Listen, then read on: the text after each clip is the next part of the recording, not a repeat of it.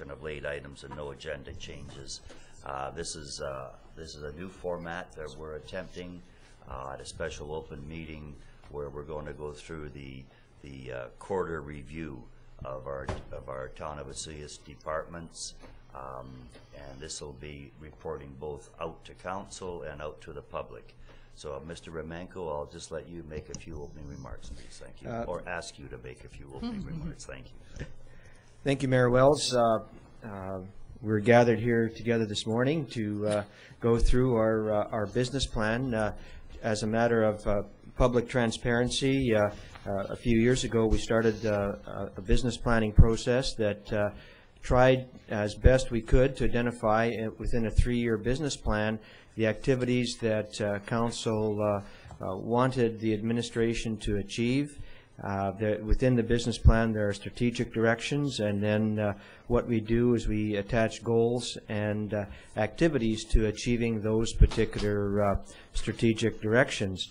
The attempt is to capture as much as we can within the scope of business planning in terms of identified work activities. However, you know, the best made plans of mice and men can always identify all the activities. So we also are responsive within the business planning process to the day-to-day demands and directions of council. So today we are going to go through the business plan department by department to provide council with an overview of the activities that have been central over the last 4 months, from the period of January till the end of April.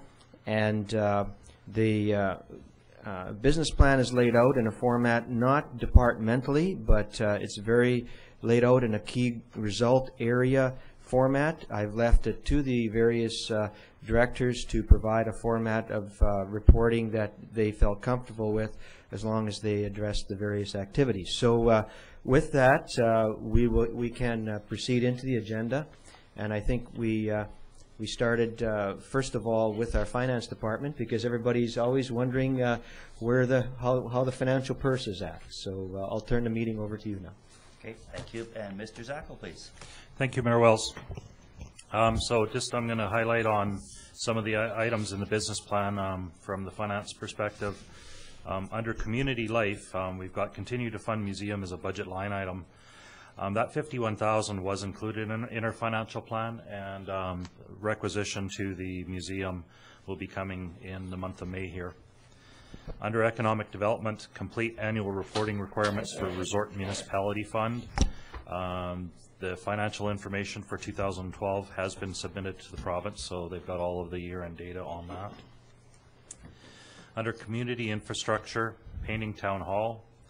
I was waiting for a quote on the exterior repairs for the stucco of the building, wanting to bring color options forward to council at a CAO meeting, just because it is one of our focal points in our community, and let council have some input in that before we move that one forward. Community safety, review the need for additional summer RCMP support. The funding was approved for the additional RCMP presence and included in our financial plan, thanks to council. Governance and municipal management, complete financial accounting of and connections of the Northwest Sector Sewer Project. This project is now complete. Final costing has been forwarded to the RDOS for the review. And once this is complete, a final calculation as per the cost per benefiting property owner will be calculated. The total cost of the project was $6,337,553.71. To date, to the end of April, properties that were connected to the town sewer system were 70. The ones that were not connected but were in the process of connecting were 12. The ones that are not connected at this time are 26, and we have 14 vacant properties out there. Reminder letters will be sent out to the remaining property owners that have not connected, but right now I'm just under the gun to get other financial reporting requirements done and carry forward, but that's one I'm trying to get accomplished as soon as possible. Okay, so that, if my math is working, that's 122 total possibles at this point. That's correct. And there was an allowance for future subdivisions or future development that some of them were created by our sewer project. That's correct, and it was existing zoning that was in place for those RDOS properties.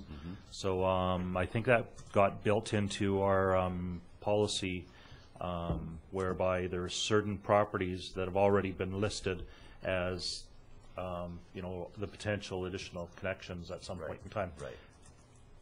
If they pay their connection charge or capacity charge. Did these numbers, they included Willow Beach then? The total cost of the project, yes. The total cost, but the total number of hookups. Yes. Okay. Well, the 40 original. The 40, yeah. And then Willow pardon Beach, me. yeah, Willow Beach came back to council and requested an additional 40 units, which were granted. Okay. Pardon me. No, 122 properties is the Northwest Sector Sewer benefiting area. Willow Beach and Reflection Point are over and above that. Okay. And the additional. And the additional.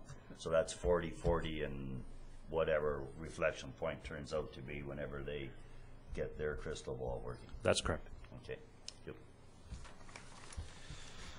So then we get into financial sustainability, annual review of fees and charges.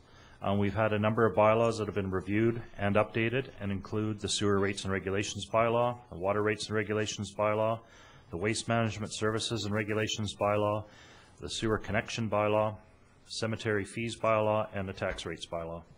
So those basically have all been adopted.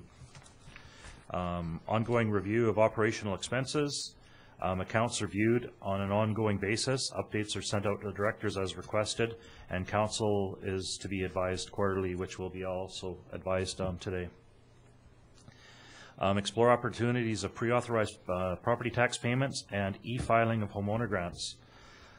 We've got a total of 264 properties set up for pre-authorized payments. We had 86 properties that were new in 2012.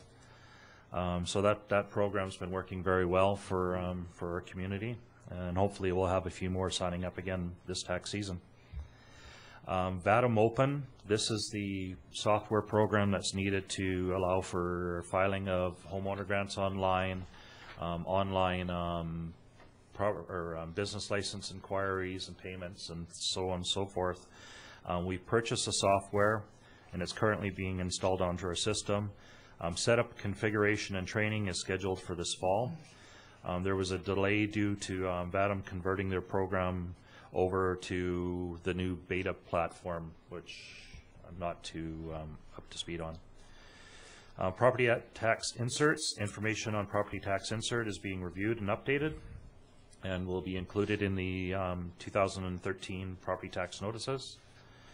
New direction or budget request forwarded by council for budget deliberations. The information that was received to March 4th was included in our financial plan and adopted by council. Preparation and completion of the 5-year financial plan.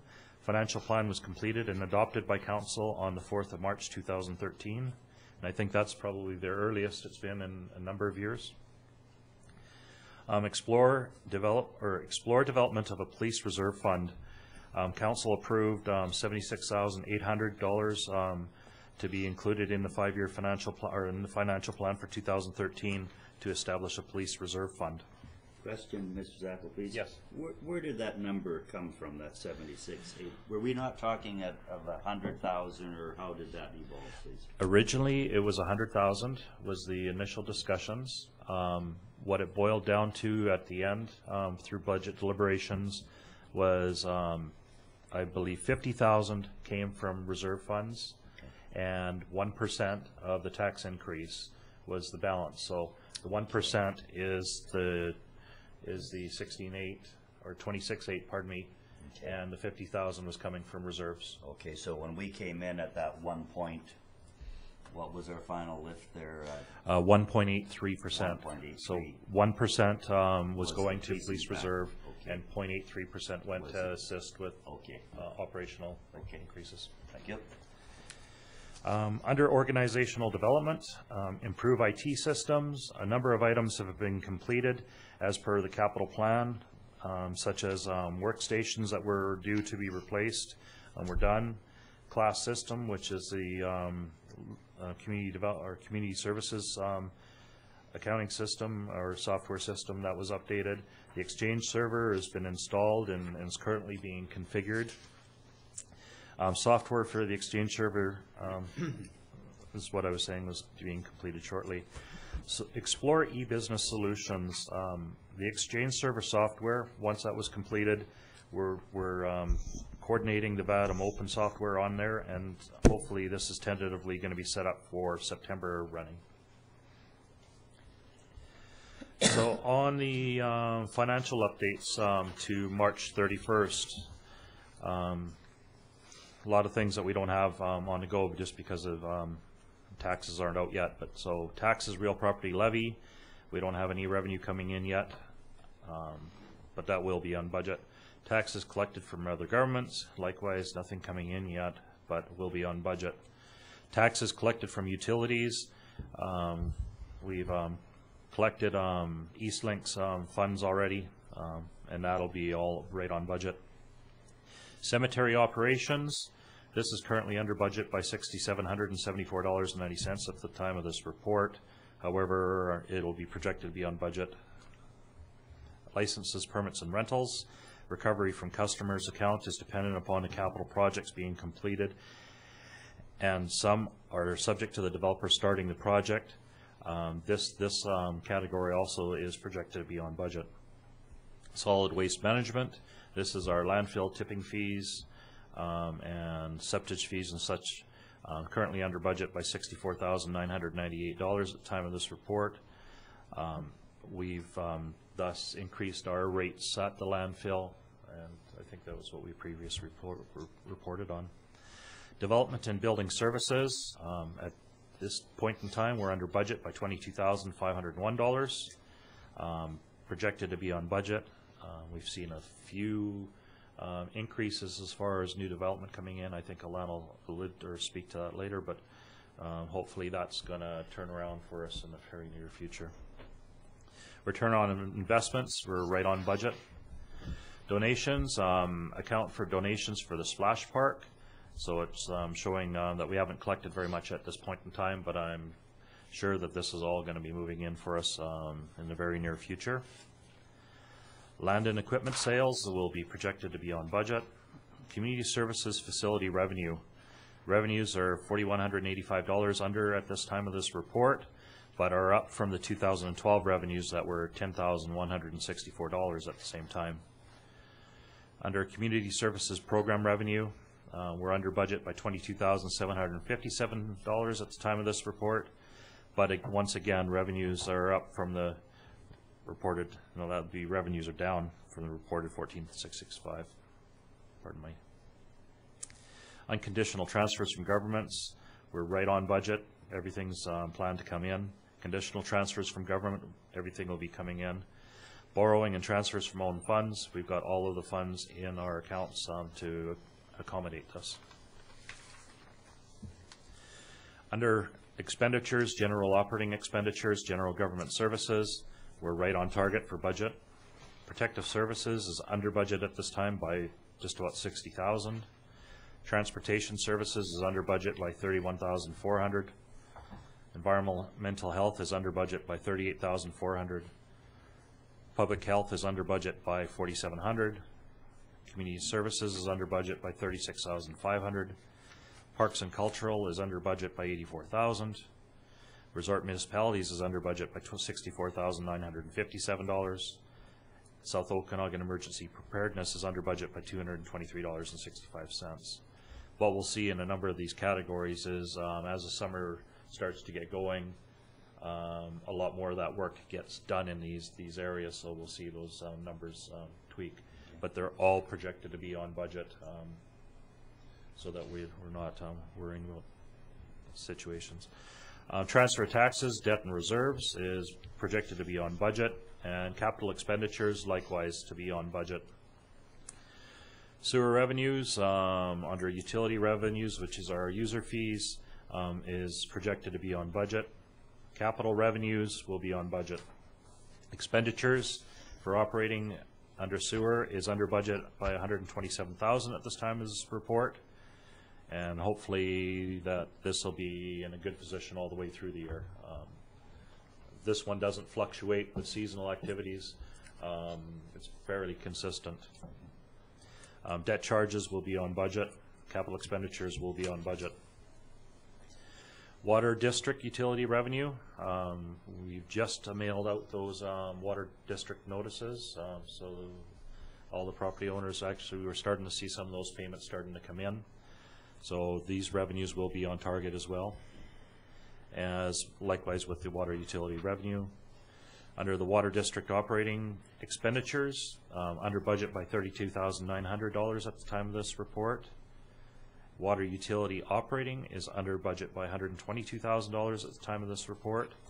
But likewise, these ones here in middle summer, you have the increase in Fortis fees for power because of the additional irrigation.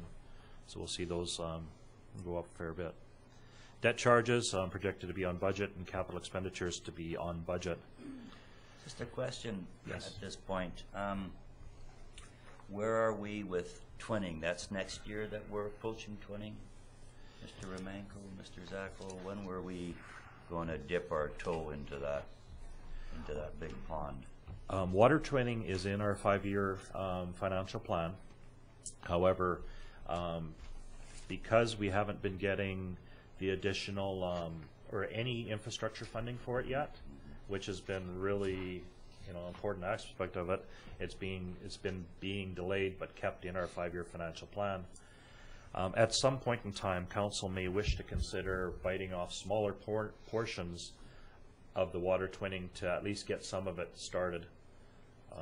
Now, so the rural folks, I know if that's the right term, so the rural folks that are a part of that system, they're going to borrow the money to do this, and they are going to pay for it. That's correct. So basically, the properties that are in the water district, there are some properties that are in town boundaries as well. There's the anomalies, But definitely, the borrowing for that project would be funded by those users of that system. Would we not do that referendum now? Because it would probably be a referendum issue. So we do not do it now and sitting there approved, ready to go when the infrastructure money comes, rather than chasing the ball down the street. I checked with our membering community, the town of Oliver, to check into what's called, we have an order in council in place for when Solid dissolved and Oliver took over a certain portion of that system, and we took over the other. In that research with the town of Oliver and that, we don't have to go to referendum for borrowing for the water district systems. Okay. It's all covered off in the order of in council for us. Okay. So that's a good thing, but it comes down to is how much can the rural residents afford to pay for that twinning? If it's 100% borrowing on that project, that's where their rates would go up extremely high. If we were to do it in smaller components, it may not be as much of an impact immediately on them, but we would be moving that project forward. I don't think that would be very palatable without infrastructure grants and funding. As long as we're shelf ready, that's the buzzword. If we're shelf ready, then I think that would work. And I believe we are. Yeah. I believe we are. All the the layout design for where the twinning would have to go, the costing is basically been worked out. Sure. It's just unfortunately we haven't been successful yet with any of our infrastructure funding for that. And Barry, correct me if I'm wrong, but I think we've applied for different infrastructure funding 3 times or 4 times. Well, at least 3 times since I've been here, and apparently there's probably not going to be another new major infrastructure program come out till 2014. Okay. I don't know what particular period in 2014, but that's what's coming out of the national body. Okay, because it sure is nationwide. It's certainly coming from governing bodies, mayors, and FCMs and UBCMs and things like that. I mean, #1 issue is infrastructure funding for all that infrastructure, road, sewer, water. And again, at the Mayor's Caucus in Prince George, that was repeated again. So. It's very important for the community. Yeah. Both ours and the rural area. For sure, for sure. Okay, thank you. Okay. So also want to touch on the highlights from the Sun Bowl Arena. Revenues are down by $2,841 as compared to the same time last year. But this is due to the revenue that we received from the Rotary Club for the public skating. So this will all be in place. Expenditures are down by $2,200 at the same time as this report. The Sun Bowl Arena currently has a deficit of $88,176.12. Funding for the arena is received from the RDOS in August, and the town internally finances during this period of time. So this is an ongoing situation where the town internally finances. Interest gets applied against the Sun Bowl account where the town recovers the money that they've internally financed, and we carry on. So then in August, the Sun Bowl Arena is in a surplus situation because we've got all the requisition funds for the entire year. And on that, so the big ticket items up there that get scary, words like chillers and compressors and $200,000 and $300,000 expenditures. They're part of a depreciation, annual maintenance. They're recorded. We know when they're coming. Yes. Well, and Gerald probably can speak to that more than I can. In the 5-year capital plan, Gerald's got the replacement of different units in there. As far as the capitalization of that, the tangible capitalization of depreciating that portion is done through the RDOS on their financial statements for this. Okay. Councillor Ryan? Yes, thank you, Mr. Mayor. I think I heard the key word that I was looking for when you're talking about the deficit funding. So we, in fact, finance it, but we also charge interest back to the RDOS. Is that correct? That's correct.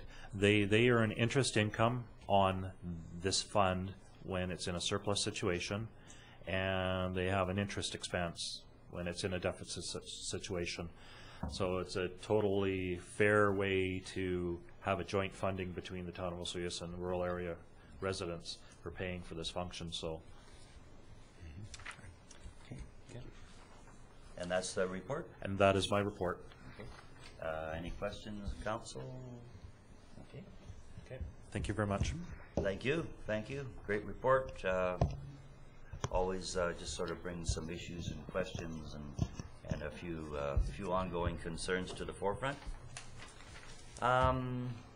Operational services. Good morning, Council. Director Doucette. That's me. Yep. With a cold. Yeah, sorry. Yeah, it's been 3 weeks tomorrow. Oh wow. Anyway, it's all good. That's what happens. It could be a lot worse. That's what happens when you fly in airplanes, unfortunately. Snow for a long time. That's exactly right. Yeah. My mom's fault. Anyway, to start off, you've got my all the projects that the Public Works will be involved in. I'll just briefly go and talk about them. First of all, the road maintenance plan. Technically, that's basically just an upgrade to the Blue Book that has been in operations for almost 20 years now. We'll be including probably storm and sidewalks for all this plan, so that we have everything in one place, just similar to what we have now. Spartan Drive Phase 2, Part 3. Again, I believe we're waiting for land acquisition so that we can complete not only the road but the sewer and water at the same time. So that's where we're at with that. Cottonwood reconstruction. The design portion is almost 90% complete. We are going to be tendering it in July with fall construction to be completed by November 1st. We looked at trying to get it in the spring, but it was the timing would have been too close to our busy season and would have made a pretty well of a disaster in that area, being a very popular place. So we decided it'll be probably a lot quicker too, less traffic. So that's why we decided to go in a fall construction. Lane construction, storm, and also Galacrest, both storms have been, the tenders have been received. We are just going through the detail of making sure that We're under budget, and then this will be coming to council for approval for probably very shortly, I'm guessing. But we did open the tenders last Thursday, I believe, yeah. So, and that, and just to recap, it's going to be the lane behind Home Hardware all the way up from 87th to 85th. That whole lane will be redone. And also Gala, the bottom end of Gala, where we're going to be going to the easement onto where there's an outfall at the marina, but that will be just in the case of extreme storms. So the Home Hardware laneway is going to be a big plus for the whole problem that we have down in that Frog Hollow, or whatever you want to call it. 45th Street Highway 3 intersection completion. This is not really part of the Public Works one, but I understand from Terry that the design is roughly 50% complete, and then they're going to be tendering that in the fall. Overlay Lambert Court. We'll probably do that hopefully in the next very shortly here, but we just want to inspect our water services to make sure that they're up to snuff, so that we don't have to go back and cut the new asphalt after we're done. So that's the only delay, and then we might be looking at also a little bit of a storm system in that place before we overlay the whole road. So that's the little delay on that part of it. Equipment attachments, well, what we did is we purchased another gang morse, mainly for Desert Park. Our old system, the wheels that had to be all fixed up, it was actually cheaper to buy a good used machine to do the same job. So that's what we did it. So that particular those dollars are now gone, and this can be complete. Building accessory renovations. Well, that's Gerald and I have been starting on those, and then we're continuing on. We got some stuff done already. I did talk to a welder. We're going to be doing some ramping here. Wherever they need some different ramps for wheelchairs and stuff, we will be working on those. And then, like I say, I thought they'd been done by now, because I talked to the job before I went on holiday, so I'll have to sort of follow up on with our contractor. Storm waters, 36th and Bayview. Obviously, we're going to tender that in the fall and wait for obviously the low water level. Impossible to do that now. And Gala, like I mentioned, it's been part of the laneway, and Gala were tendered together. If I could just query that. Bayview, what are you proposing to do there on Bayview? Similar to 36, it's more of a little treatment before it gets to the lake. It comes actually down from the highway, right in between the RV and then the first whole house, and it goes through there and then ends up at the lake. So similar, not to the extent that we did on Park Place, but there'll be like a little scepter where we can separate the oil from the water, so that when it does get to the lake, it's going to be like a little treatment plant. Same thing as 36. Good. Okay. Thank you. That's the idea behind that. Yeah. Okay.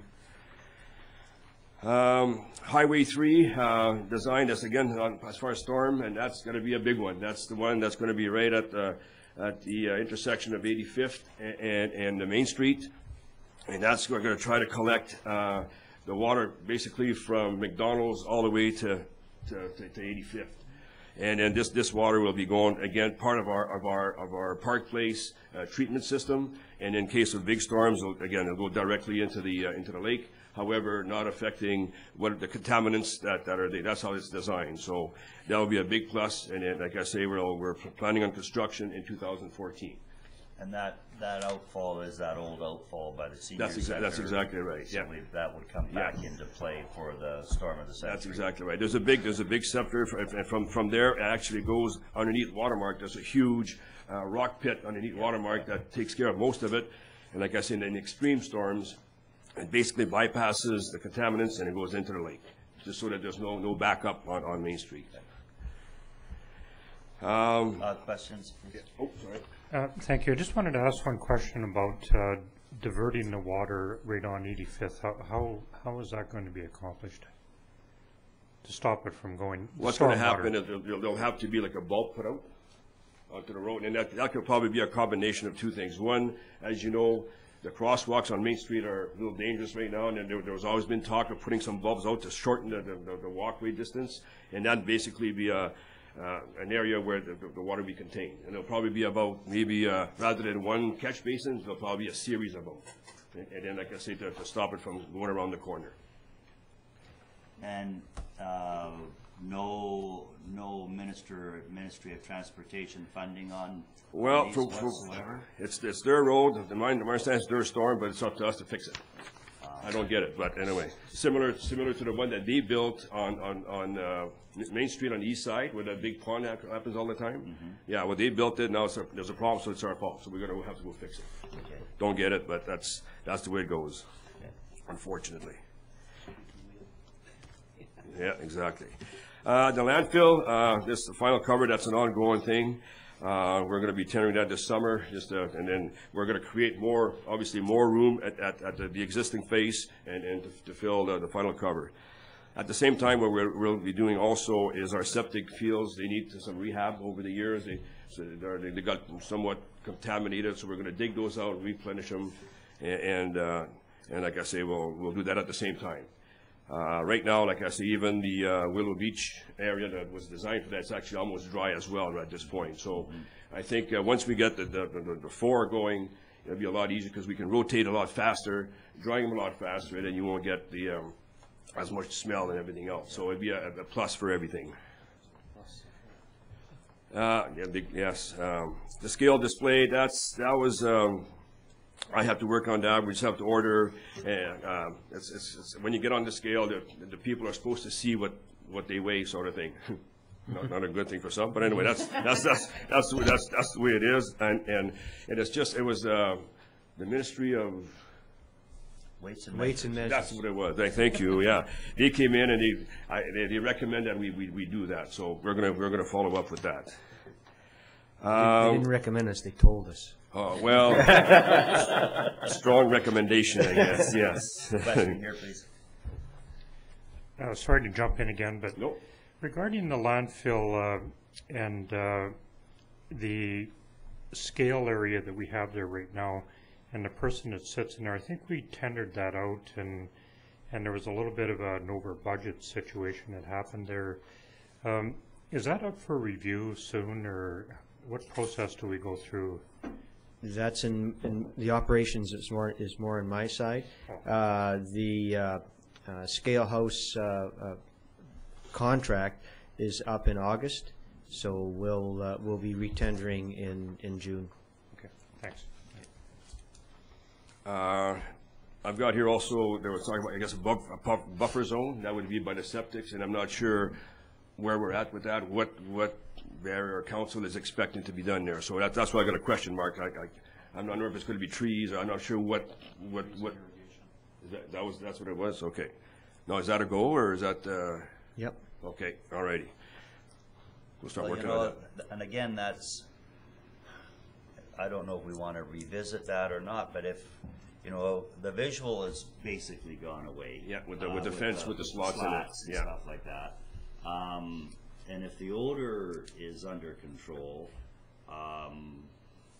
that's what was the cost on that? What kind of money are we? I think we should It wasn't a lot, but it's still every dollar spent or dollar saved is a good thing. I think it was 8,000 if I'm not mistaken. Okay, that's not. Okay. But again, it shows 8,000. Okay, I thought it was. Well, I don't know if the trees will stop the odor anyway. It might help. No, I don't think it'll stop the odor. But yeah. Anyway. Maybe we could just rethink that. It just shows.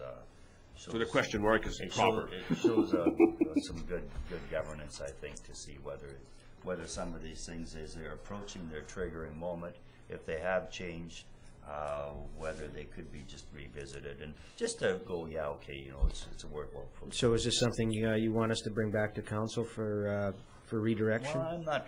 Gee, I don't know. What's in the budget? We haven't done this either. Yeah, it's budget stuff, and I don't know, council, what? Well, I think it'd be good. I agree. I think we should consider whether it's necessary or not, and maybe we get a report at the time before it's done to say. Mr. Zach, Something to Use the mic. consider is.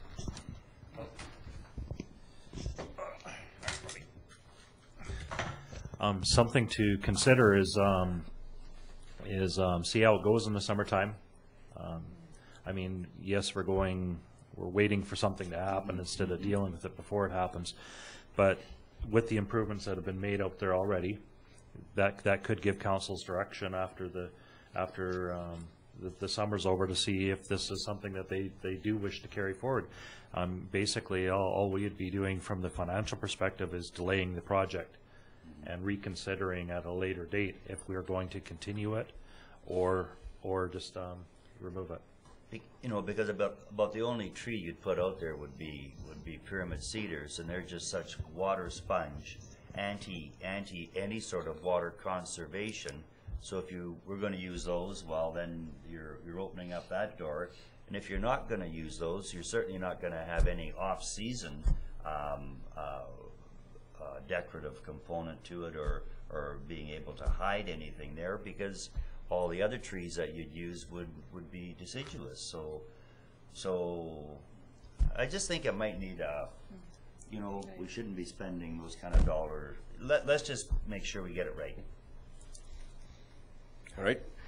Moving on, street lighting, the White Sands lights. I'm actually having a meeting with two of the, I guess, the president or vice president or something on Thursday to discuss, you know, what they're looking for and then what we have, sort of thing. So I'll have a better idea at that time what's happening. I know we have X number of dollars in the budget. Well, we have 15. The initial estimate for the project was $30,000, and at that time we thought we could use the bases. Correct me if I'm wrong. Yeah, no. However, now with further review, we can't use those existing bases, so the cost of replacing every light standard would be more than the $30,000 that it was initially estimated. So council had approved 15 and sent us back to White Sands and said, will you guys put up 15 and we'll put up 15, and their response was no. So that's what Ron's meeting about them again. In the meantime, we've increased the lights on the one side, yeah. On the one side, the bulbs. Yeah. Maybe we've put larger bulbs on the other side of the road, and now it's a matter of going back and just kind of revisiting the project. Probably if we put 5 lights there, it'd probably be too much light. We also talked about different options. Are we going to, replace 3? So okay. It's a work in progress. Okay, yeah. Waiting for that report, I guess. Yeah. Yeah. Okay. And the ones on 115th, there'll be a little tender going out for that, and that's right from the new intersection that the highways put in, right to the end, the last. Joe's Plumbing. From Joe's Plumbing, basically right to the last condo or strata. Moving on to sewer, the completion of the Northwest Sewer Project. What that included is basically we've got new pumps and motors for the storm pump. It's working good now, but this is just sort of to make it that more efficient. We did purchase a second generator, a portable generator. We do have 5 new stations out there, so the generator has been purchased. It's here and it's ready for connection in the event we have a power failure. One generator can go north, and while the other ones go the rest of the way. Are any of those pump stations? They have their own gen sets? Any no, majors? No, none of them. No. No, I don't believe so. The only ones that we have. No, but went in the town. It was the Starlight, which is the big one. I don't believe so. Sorry, I can't remember now. The only one that would maybe have one would be the first one. Okay. I can't recall if it's there or not. Okay. Sorry, but like I say, Starlight does have one. That's one of our main stations. The new Smith and Loveless, it has one that's on site. So that's another big one that we have, and obviously the main lift. And the other one was odor control for Ankeny Point. That has been ordered. We should be seeing that at the end of this month, and that would be installed fairly quickly as well. Reclaimed Water Desert Park, obviously that has been completed. We are just looking also at some design, working with the equestrian people with regards to getting some pumps to irrigate more around that area. On that note, at this time last year, I made some comparison, and we're roughly 13% ahead of we were last year at the same time. And if you look at 13% at the high stages of the lagoon, that's a lot of water. So our effluent water, and that's a big plus. So we had a beautiful spring so far. Again, that's more like it, and it's been helping us quite a bit. The system itself has been shut down. We feel that we're in good enough shape now that we're going to start irrigating the way it should. And and then we'll see next fall if necessary, if we need it or not. And then hopefully we have a good, continue on of a good spring, a good summer, and we might be in good shape. But I think we basically got rid of some of the surplus that we had last year. So that's a good sign, and everything is going well that way. Reclaim. Oh, so I just told. Sorry. Reclaim water to the high school. Well, I guess we ran into a little snag with the high school. I guess nothing to do with Public Works, but I guess it's we'll wait for the policies or whatever has to be done so that we could get the high school on board. Not only that, we could probably get rid of 40,000 cubic meters of effluent, but we'll save that in our town water system, which is a win-win situation.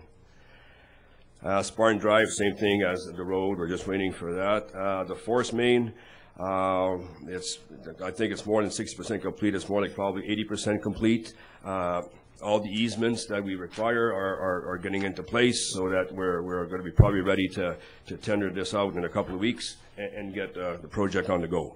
And that's a big one. And that'll be like a big plus for our main lift as well, where the pumps could probably pump what they should be, and rather than pumping in a pipe that's too small. So we'll gain a lot of flow doing that.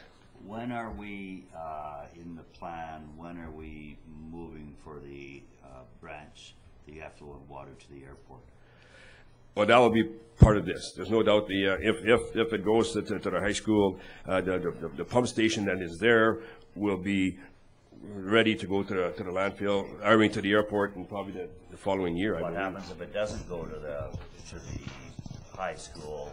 Yeah, because that's got some politics involved in it, it would appear. What the airport, like Jim just mentioned, it's scheduled for the 2014 budget. Okay. So basically what would be happening is the whole system would still be designed to be through past the high school. Right. Second component of that's going to the airport. It's just unfortunately we wouldn't be getting rid of the volume that we could be at the school. And of course, if they were starting to pay for irrigation water at a, I won't use the word appropriate price, but at an appropriate price, they may go to effluent. And that's treated effluent. Yeah, right. Is there any other kind? Well, that's worked at Desert Park for years, and kids have played there for years, and everybody else is like on the golf course. So anyway, that's not my part of the scenario here. SCADA upgrades, we're moving right along. We have about over 50% done of that. All the equipment has been purchased. Now it's just a matter of the programming portion of it. It's looking good, and we're going in the right direction there. Sewer extension on 45th. Matter of fact, they are starting today. V-Line was awarded the contract. They are starting today with the layout. We had a pre-construction on Friday, and we are, like I say, they're on site. The pipe's on site. They will be starting, and I believe the end of June is their deadline. So, and as per council's request, these deadlines are going to be strictly looked at and make sure that we follow those deadlines. Thank you for that comment. You're welcome. Odor control at the border lift. There was some issues there as far as how we can put the system in place. That's been rectified, and we'll be ordering that system as well. So, however, like I say, from the border, we took a sample from the U.S. And it's actually way better than the last time we took it. So obviously this has been working. We haven't had no complaints so far. Now, it's not the busy season, but we have no complaints from the people in that area that had some problems. So this is working well, and this little odor control, whatever is leaving the lift station, will be handled. So that I think that'll be a big plus. I know it's going to be a big plus. The water, turning to water, the Goody report, the report has been in IHN's hands for some time. We are just waiting to have a meeting with them, or the ball's in their court, so that we can discuss it and deal with the report between True and our contractor that actually did the report itself. At Spartan, same thing over there. Extension to 45th for the water, same thing. They're working both together with the sewer, so they're starting today. SCADA, same thing. The 402 booster, our new pump. The pump will be ordered shortly, and then we'll install it in the fall. It'll be a big plus for our water system. Miscellaneous here I have, like I say, I'm not sure, like some of the stuff here, like there was talk about possibly more bike racks down in around the town area. The boat launch, actually, that's Alain's, that's not mine. But again, back to the bike racks, I don't know if we wanted to add more. I know there was one picture that I saw with about 20 bikes, but was that a bunch of people coming in through town and just stopped at the same spot? I don't know, but I don't see these being used that much. But maybe I should look a little bit better. But anyway, that's something we can discuss, or let me know, or what's happening with that. Christmas decorations, we do have some funds in there. We'll try to get more lights. Just a little each year. Just a little, yeah. Cemetery, that's ongoing. Jim did talk about painting the town hall, and there was also talk of possibly the old shop. So I don't know if that's going to be on the same tender or not, or even also the new DO office. I'm not sure if all that's going to be fall under one contract, a painting contract. I don't know what the. So those are some of the stuff that I have, like I said, I don't have any answers for it. Either we're going to get going or work together on this, Jim, I don't know, but, so that's what I got. So in all, like I say, things are going well. We got lots to do, obviously, as you can see. We got a lot of it on the go already, and that's where we're at. I did receive an email from Barry asking about the Lions Park, the road markings, when I'm going to change it. Well, I was hoping I'm hoping to get the road marking tender out very shortly and get it done at the same time. However, if you need to expedite that, I can probably I'm not sure there's any local people that can do that, but we'll have to grind those out and then just remeasure them and repaint them. So I say it could be maybe a month before I get the contractor to come in, but if it's something that should be done now, let me know and I can work on it immediately if you like. Okay. Council want to touch on that? Council. Yeah, thank you. I'm just thinking that before the busy season, when does that start? Does it start this weekend with the, the long weekend? I'm not sure. I definitely think it should be before the end of June because, it's super busy down there in the summer months. Yeah, so as far as getting the lines down, these guys work at night, so it's not as if it's going to be, but it can be done anytime. But I guess if you like, I guess I can look into it, and I don't think the price is going to be more expensive to get rid of what's there than to actually put the thing down. So I'll work on that, so just sort of get it done sooner than later. Okay, Councilor Rose, did you have a comment on that? Sorry, Mr. Mayor, no, it was about another matter. Okay, okay. Just on lines on that parking down there, and I guess council decision was to go full parallel, and I don't mean to be wishy-washy about this at all, but I was looking at portions thereof, because for small cars only, the diagonal is good in getting a lot of them in, and I don't mean to upset the apple cart here for sure, but if you had some of them, and signs, because I think the signs are important no matter which way we go, but small cars only, large vehicles and trucks, because you're still going to get the motorhomes down there and the things like that, and the bigger vehicles are going to, and if there was a combination of some diagonals and that, and then Councillor Plant and I had discussion with Mike Stiles, who is going to be taking a bigger role in accessibility in the town. He wants to have a bigger role. I think he's associated with Spark, and the way they have it down there right now on the diagonals, they're right in front of the handicap accessible parking stalls are right in front of the letdown, so you can't get at it. So there's just some issues like that are out there. So I think we should. And he had some other accessibility issues down there, I believe. But I think he's coming. He wants to come before council on that and have a little bit more maybe input in the planning stages and some earlier input into what, because he certainly at the opening of the new marina identified some flaws there that are quite obvious. Both Councillor Plante and I sort of had this chat with him about what could be done or why they were done. I mean, sometimes unfortunately it comes down to cost, but so that's all sort of kicking around out there as we start looking at some of these issues. Councillor McCordon. Yep, thank you. Speaking of small cars down at the parking down at Lions Beach or at Lions Park, I went by the other day and my car's not big, and I really had to quite slow down because there was a small car there, but at the back of it he had a lift to put bikes or motorized scooter or something. So people might think they have a small car, but in fact it becomes a big space that they need when, so I think we have to be careful about that part. Okay. Yeah.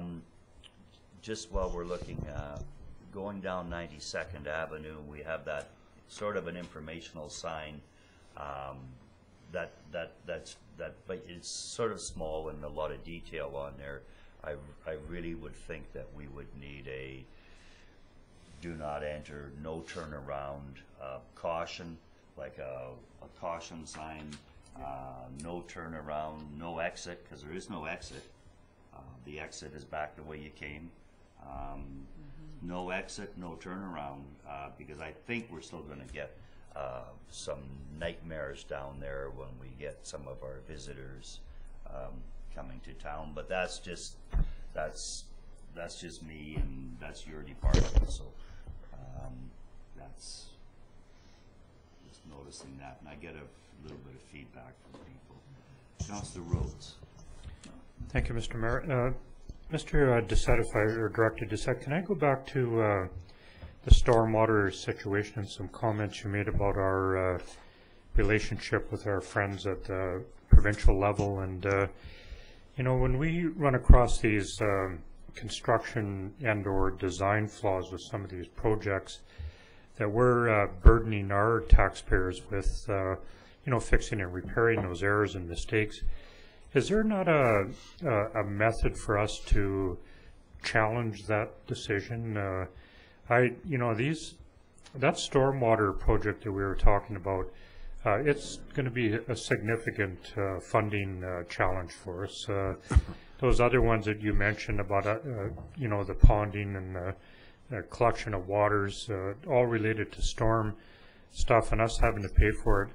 There must be some method or venue or opportunity for us to challenge, rather than just accepting the fact that we were going to pay for them. Somewhere common sense and logic has got to kick in with these projects, and I'm not happy about paying for them. I'm sure many of the taxpayers in town would soon tire of paying for other people's errors and mistakes. I say that we need to challenge it. We need to rise up a little bit, because we're talking huge money. For sure, yeah. And I don't want to be accepting of it. I'd like to, exhaust all the possibilities. We need to move ahead with them, not intended to delay the projects, but certainly the paying for it is something that I don't feel good about that at all. I mean, these are not our problems. We didn't create this highway system going through our community, and I don't see why we should have to continue to pay for them. Well, correct me if I'm wrong, our discussions were at the staff level, the administrative level, with Jeff and what highways does and doesn't do, and by policy they don't pay for these types of efforts. So what we can do, capital efforts, what we can do is, I guess, get their response in writing, identify specifically what their policies are, and if council wishes to take this to the next level politically, we can provide you with the information that's needed to address it. I know that through highways, through communities, is a major it's a major issue in all communities, in that the MOT takes all the authority but none of the responsibility relative to providing for kind of municipal community service types of functions. Okay, well, I think we could, I think we'd like that. I think I can certainly support Councillor Rhodes' position, and when we look at that and bringing it towards council, whether we want to take that next step, they have such an amazing number of ways to slap your hand for being offensive, and we'll have to put that into the measurement scale, because we have a lot of other issues that we want, and it's unfortunate it's like that way, but I think that's a council decision. I really do, because like this, I think that if I said 1.5 million for that highway thing, I'm sure that would be in that category. We're very close to that for sure, yeah, especially the big one down Main Street here. Yeah. So there's a lot of funding involved there. It is their road, it is their water. Particularly when Councillor Rhodes was questioning the poor design resulting in something. I mean, Main Street grew and grew and grew and grew, and we got 13 acres of impervious surfaces out there. That water has to go somewhere, and you can see that one growing. But if it's a design flaw, then that certainly shouldn't be our repair. So we'll let council see whether we want to make those bold next steps. And I got a couple questions here. Just while we're here, did we ever hear a bridge safety timing from that? It's in my report. It's in your report. Okay. Thank you. Councilor Platt. Thank you, Mayor. I would agree with that. I think it's time to put some pressure on, and I also want to take this to the next level, which is other projects that are considered to have, such as you say, the accessibility issues, some of the things that we did that were somewhat flawed. We need to look at how we proceed on that. Are we always to take the blame for that and just put ourselves in the situation where we're paying the taxpayers' monies to redo these projects? And I'm going to go back to the parallel parking situation here at Lions, because again, looking at some of the stuff, it was that I look at the emergency clearance that we tried to test, and I think there are some issues there. If we were to give that to people that have done it, or the engineers, are they agreeing that this is something that there is an issue? Are they saying, no, this is fine the way it is? And that's my thing. Are we doing this at our own dollar because something was done properly, or was it done? And I hope this doesn't sound like, but again, I just want to make sure that when we go back to the parallel parking, should we be paying for the full dollar on that as well? Okay, and I think those are fair questions. I think they are. Councillor McCord. Yeah, thank you. I just want to go back to the bike racks. There have been several people downtown that have mentioned to me that they, and one of the owners of the stores who sent the picture about the bikes all over the road. We do have 2 bike shops in our town, which are viable businesses, and they're trying to build up a business. And I think that we're going to see more use of bicycles, and I think that it really is important for us to make sure that we have enough bike racks so that people don't leave their bikes lying all over the place and causing accidents. So I'd just like to make sure that that's in the, I don't know whether it's in Director Cunningham's or under yours, Mr. Doucette. Thank you. Okay, Councillor Ryan. Yeah, just to build on that comment, certainly you know, JoJo's was one place where I know there were 3 or 4, and there's nothing in the area, and people aren't going to leave their bikes that far away. You know, they're like cars. So I think we need to sprinkle them around, and I would suggest that we talk to the 2 bike shops and just, you know, get their feedback as well, because, you know, they would know where people are going. I wanted to also mention something that wasn't said here, and something that's becoming very noticeable, and it's the graffiti. And I know it's not easy. It's easy to put it on. It's not easy to get it off. But I was walking across the bridge yesterday, and you know, there's on most of the posts, there's on the one side there's graffiti, and on our pathways, you know, both Pioneer Walkway and the others. So you know, it seems like even though it's difficult, you know, the conventional wisdom is get it off as quickly as you can. You know, don't let it on there for more than 24 hours. And so I'd like to see us really putting that on you know, our list of activities, so that we really stay on top of the graffiti. Well, especially on our buildings, we paint it right away. Yeah. Yeah. Well, the bridge is not ours. The railing is not ours, so we're not going to touch that.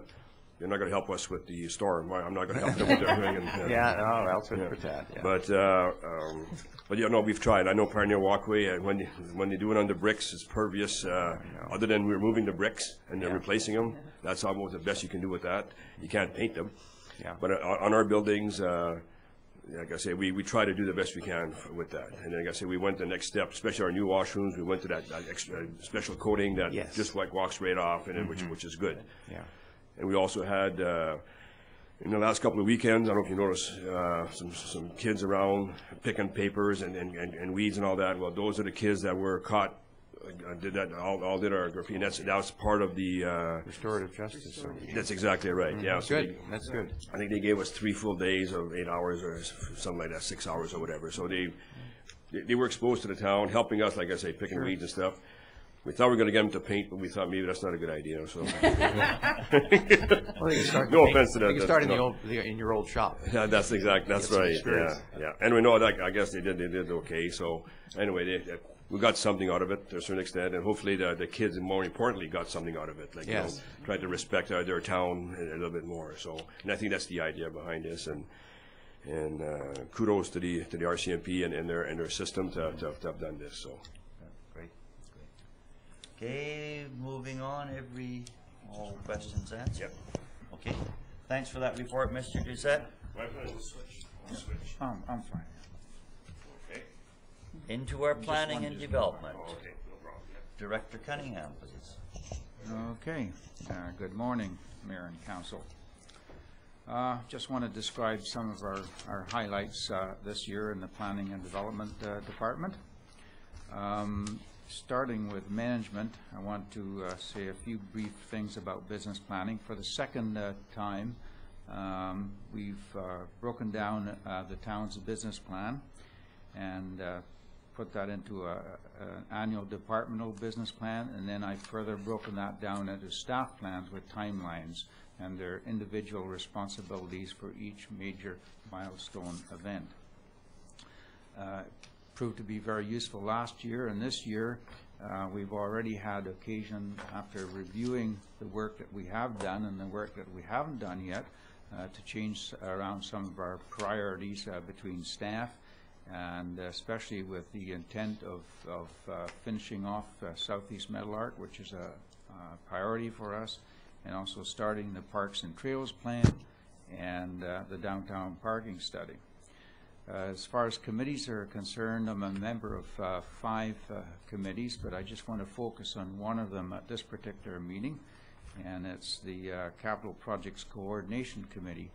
You already saw earlier this year in the budget meetings one of the outputs from the deliberations of that committee, and that was the excellent page or 2-page resume that you got of each project in our capital budget.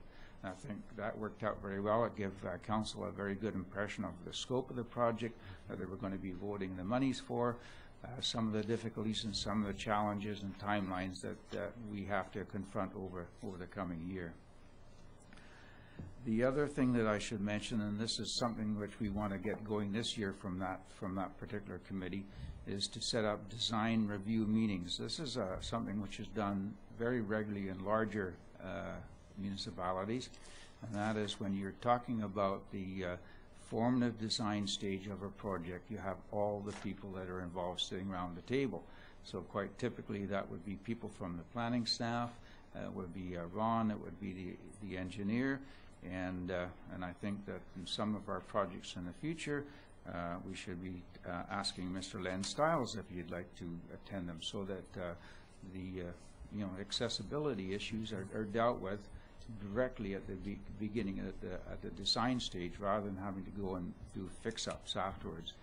The same thing, I think, would be pertinent with respect to those parking stalls along Lower Spartan, which I'm not pleased about either. They don't seem to meet normal standards for those kinds of things. A lot of people have trucks nowadays, and I parked my truck down there at the opening, and lo and behold, and I tucked right into the curb, and it was sticking right out there, to the point that I was real glad that the road was closed and nobody was going to be clipping off my bumper.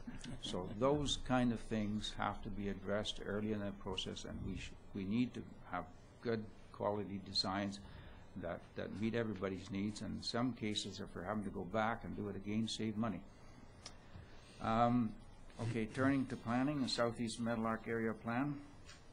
Staff is continuing to implement the plan, and we're pretty close to coming to council with a very innovative, exciting, form-based design approach to zoning. And it implies a mix of graphic and text guidelines and standards. And it's very important to follow this kind of approach in Southeast Meadowlark, because we're talking about a mix of many housing types. They're medium density, but they're low rise. So you've got a big footprint. You've got a lot of buildings that are going to be in close juxtaposition to each other. They have to be complementary. If you don't have these guidelines in place, you could have quite a mess on your hands. And we've got different property owners over time that we're going to have to be dealing with, so you've got compatibility issues, what have you. And the other thing too is we want to have a high quality urban design through that whole area, because we're talking about attracting developers to come in and build both normal market housing and some affordable housing. So we got to make it attractive to them. They've got to have full confidence that when they come in there and they're going to be setting aside 15% of the units, that there's going to be a quality development, that they're going to be able to get the rest of their money out through the market housing. So we'll be coming to you very shortly with a new intensive residential zone, which will allow all the different types of housings which I've enumerated here. We're going to be updating the OCP area plan for Southeast Meadowlark, which Council has already approved, to recognize some changes in the process that we go through getting the lands out of the LR. And we're going to be appending the concept plan that already went out to the local residents there, putting it on the back of the report there, sort of the plan. And we'll be going out again to those people with the results of our new innovative zoning. And then we're going to, the big part is the new intensive residential development permit guidelines, including specific guidelines for each housing type. So that's going to be coming to you soon. Immediately after the planning package goes through council, we will be coming back with an incentive package to attract development interest in purchasing the Richter property remainder and building some 30 mixed market and affordable housing units. And after that goes through council, Jim's going to be pleased to hear this part of it, we'll be going out with a professional quality invitation for expressions of interest. We want to be able to start breaking ground there next year. That's our target. Waterfront planning. Council has endorsed the Osoyoos Waterfront Gyro Park Plan, which is an important link in our overall waterfront planning. It was completed by City Space Consulting from the contributions made by 28 stakeholders at an exciting charrette process, which most of you attended as well last year. And the plan includes recommendations for a new multi-purpose pier and dock, a celebration gatherings plaza, which we're already planning for construction in 2013-14, gradual enlargement of the Great Lawn in the middle of the park, a perimeter waterfront walkway, and a strong programming role by the town to attract users and events and facilitate other organizers. We also provided support to corporate service on legal and jurisdictional considerations regarding the proposed aquapark and its consistency with the plan. And then third, in waterfront planning, after consulting a qualified environmental professional, staff explored options with the Sailing Club to relocate their boat rack away from the riparian area. Some of the landscaping's already been done, but because of budgetary constraints with the Sailing Club, they won't be doing the actual bike rack reconstruction until next year. But we're assured it's going to be of a very, very high quality, and it's going to be in the right place. Project management, fire hall. Our coordination committee of fire department and staff representatives continues to work on the pre-design with our architect, Whitmer Evil. And as you know, there was serious delays this year, both to make sure that the floor plans fully met our fire department's operational requirements. Every fire department operates in a different way, and we might as well work right now to make sure that it meets their needs exactly. And of course there was budgetary issues which were resolved.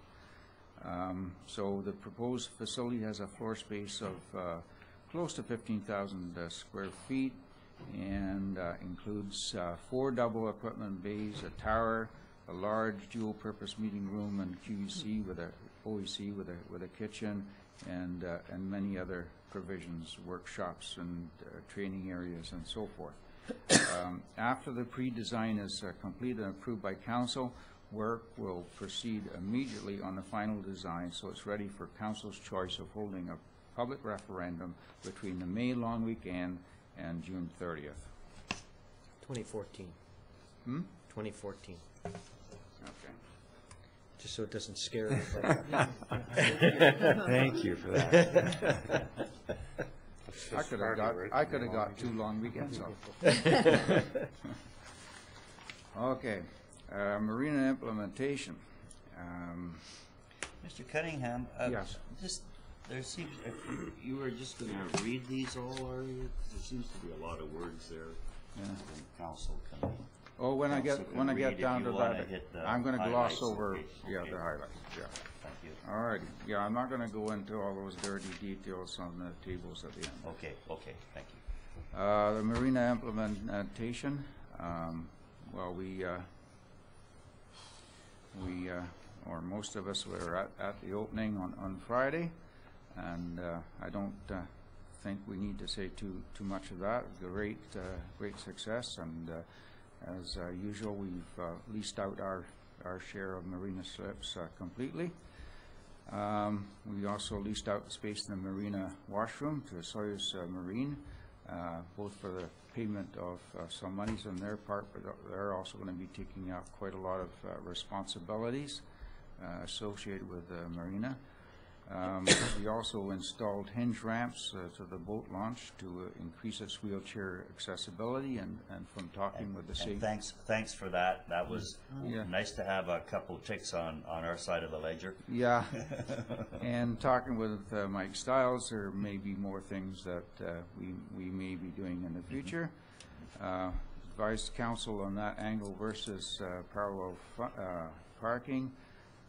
We also completed all the invoicing on the riparian area around the marina, and that was just a huge, awesome job, just because of all the rings and rungs you have to go through with the senior governments. But anyhow, they've refunded our security for $50,000, which is good news. And we also set up a contractor to work with Public Works with a new eco-friendly bioherbicide, which can be used in riparian areas. And we prepared for the marina grand opening and got all those nice signs put up, which I think look really, really great. I was very, very pleased when I walked around them. Public washrooms, we did some finishing work on the concession stand in the Gyro Park washroom. Electrical vehicle charging station, well, we got the monies for that last year, and this year we've purchased 2 stations, and we saved ourselves a couple of $1,000s because we latched on to a company called ADJOURNMENT who's providing these things with a federal subsidy. So we're just getting a request for quotes on installation right now. Water zoning bylaw. Over the next few years, staff will continue to be working on all of the 35 recommendations that came out of the Lake Recreational Commercial Task Force. And one of the major and first ones this year was the foreshore and lake zoning bylaw, which Council approved. And we're one of the first jurisdictions in BC to adopt water zoning for protecting our valuable but vulnerable lake resources. Board of Variance, instead of having our own Board of Variance, we're piggybacking on with the regional districts so that we can use their same membership. That saves us a lot of administrative time, toil and trouble. Climate action plans, filed the Climate Action Revenue Incentive Program Report, CARIP, on our actions which we've taken to reduce greenhouse gases under both our corporate and community climate action plans. Development control. Pembroke Estates for Wish Property Highway 3. Council has been looking at a preliminary concept plan, and that's proprietary to Pembroke actually submitting in Council and considering an agricultural land reserve exclusion. Okay, so that's going to be coming soon, but following Council's directions, we've asked for a couple of information reports, and one of them I talked to Terry on Friday, and that's going to be the need for the Collector Road down the east side, and he's going to get a traffic engineer to look at that. And the other one is through the Director of Finance reporting the property tax impacts of non-fixed roof developments, and that has gone to the provincial property assessment people, who very nicely have offered to generate some numbers for us. So that information will be coming back to Council. Marina at Walnut Beach Resort, finally after the province, they approved the commercial dock there, that we amended the zoning to allow a marina there as a commercial use. Development permits, you've seen the South Okanagan Association for Integrated Living just up the road there, that's proceeding. Just a bit further up the road, Cactus Ridge on Main Street, signed off on the landscaping, including completion of a beautiful pergola, and Len McLean put the last touch on that on Friday. He was gluing the seats down so nobody will take them away. 8,000 Cottonwood Drive, this didn't go anywhere, but we got an application or a request from the developer to reconfigure our parklands down there for the benefit of their development, and Council decided that they prefer to keep the parkland the way it is for the benefit of the community.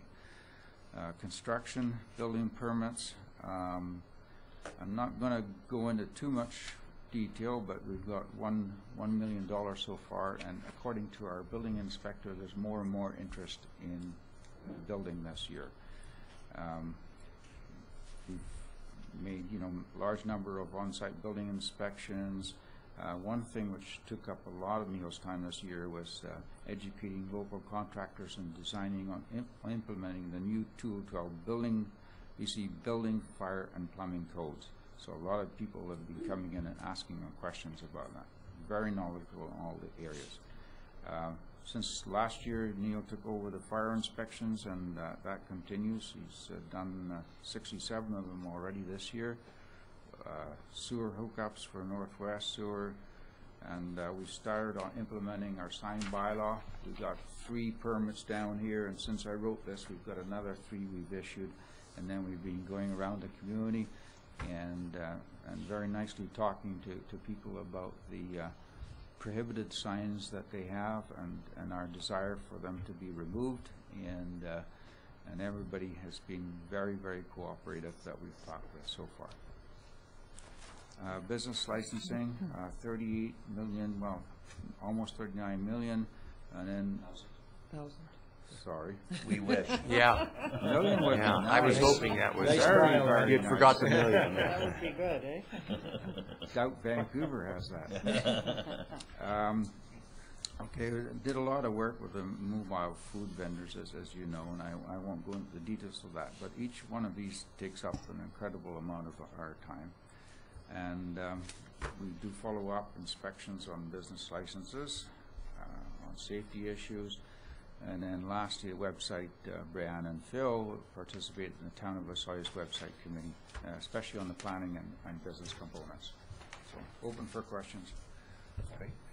Councilor Ryan. Could you just elaborate on the rolling cone mobile vendor on your last page? Yeah. Never heard of it.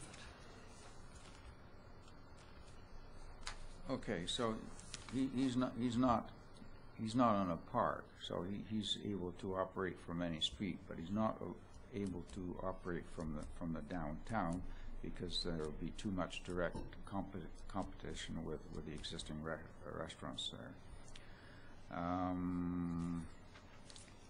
Yes, what is it? Is it an ice cream vendor? Yes. From the I name, think one it would is by assume that. the name, yeah. Yeah. And he's not allowed to operate in the same parks as other vendors. Okay, So so we've given, license to somebody else already to operate, in a park, then he couldn't take off the cream, if I can continue the analogy, by going down there on weekends, right, when we've already got somebody down there. So, okay. Just a follow-up question on that. On our vendors, and I know this is pretty minor, but do the audio, ice cream people like to have that little catchy tune that can be catchy for some people and the first step towards insanity for other folks. Do we have any control on that kind of? No, we don't. We could.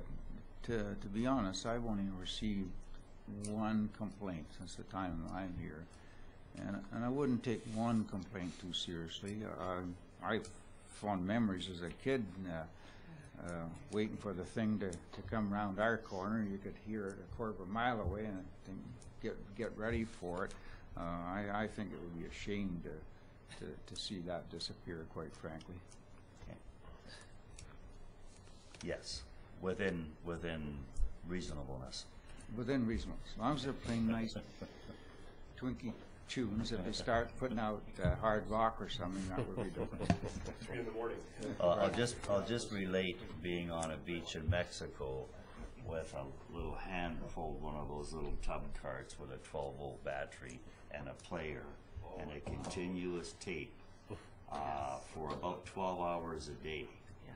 And this would be in Rincon de Guayabitos. I think if anyone's been there, they know exactly what it. And there was about 8 or 10 of these guys on the beach, and it definitely, by the end of my holiday there, was definitely maybe even into the second step of insanity. Sounds like a suitable offense. So just again, within all that reasonable expectation. Councillor Ryan. thank you. The fact that I keep coming back to rolling cone doesn't mean I'm really thirsty for an ice cream cone, but what kind of a setup does he have? Is it a sort of a pedaled vehicle? I think it is, Yeah. Okay. I can get the pictures to you. That would be useful. Yeah. right. And so, for example, you said not in the parks. I remember a couple of years ago we had a vendor, an ice cream vendor, who would park over at Cottonwood Park, just right in the parking spots and sell from his vehicle. So would that be included within the license? Would that be a spot, a location where, even if they weren't staying there permanently, but they were stopping there for 10 or 15 minutes? They're not allowed to go in at their park, as I say, Okay. because they go at high peak times and take the treat away from the other people that have got the license to operate there. So that wouldn't be fair, and council's always supportive of those kind of decisions.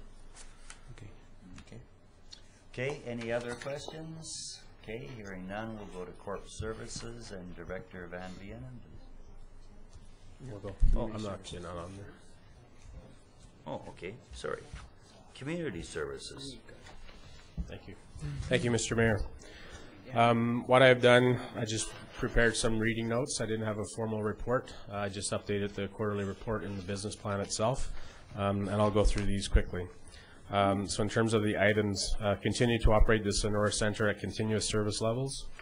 Right now, we're looking at the Red Cross relocating to the Sonora Center, and if that is actually put in place, we will move the literacy program to another room. This can be done quite easily. It's just something that we would need to accommodate for everybody to be there. We're also doing some work with the Arts Council.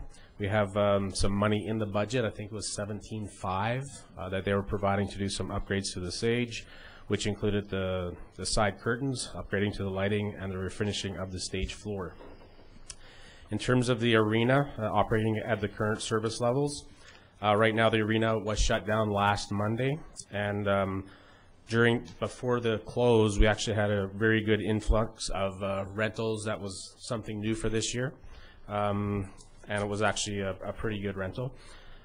During shutdown, we will be installing a new dehumidifier. It limped its way to the end of the year this year. We had a major problem with it in February.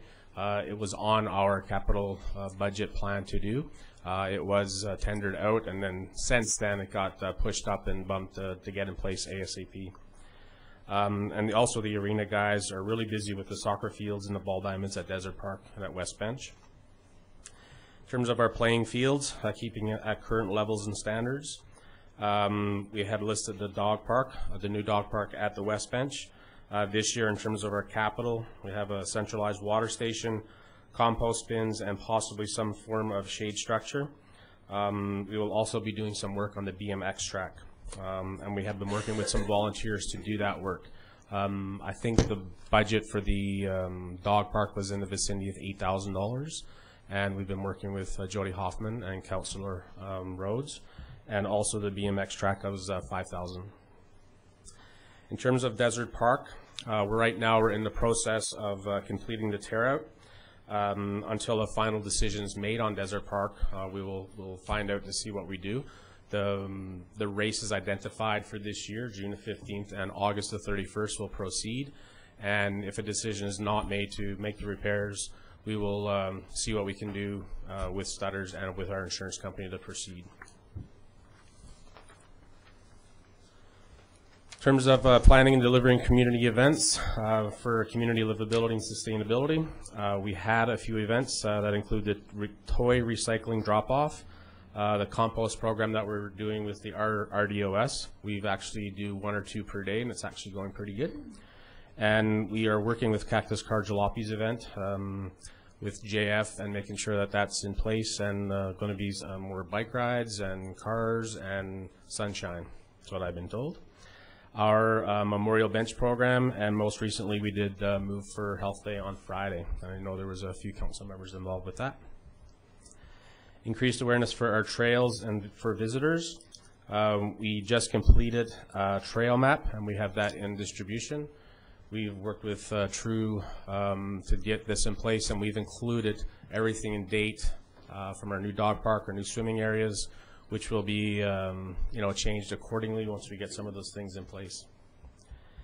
In terms of connecting or using methods to connect and promote programming, the Spring Leisure Guide has been developed and circulated into community. It is also on our website.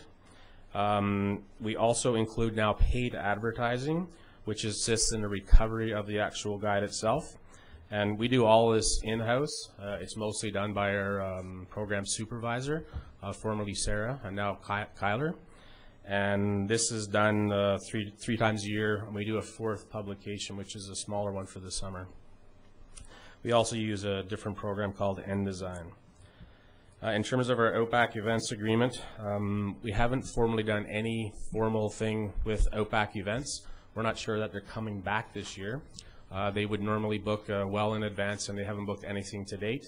And for us, with our new purchasing policy, or our policy to move forward in terms of rentals, we require a 50% down payment, and then we require the other 50% the week before, so we don't have to come back and keep chasing the people around. So Joe Dixon, he also did all of her. Has that been kicked off at all, or have you had that contact? Yeah, I haven't had that contact. Maybe we should talk to, just to further find out whether this is going on. Maybe what's the guy? Who's in all of her? Bob Grant. Yeah, Bob Grant. Yeah, maybe sure. talk to him and see if they've had any dialogue with Outback. Yeah. In terms of investigating and exploring the Age-Friendly BC Community Program, it's quite a large undertaking with this program. We are in the process. We've actually made an application, but there's 3 or 4 different steps which I've listed here in terms of establishing a committee, passing a resolution through council, conducting an age-friendly assessment, developing and publishing an action plan, and implementing the action plan and monitoring the progress. Once we've actually done all that, we're in the second phase of doing this right now. Kyler's taken this over.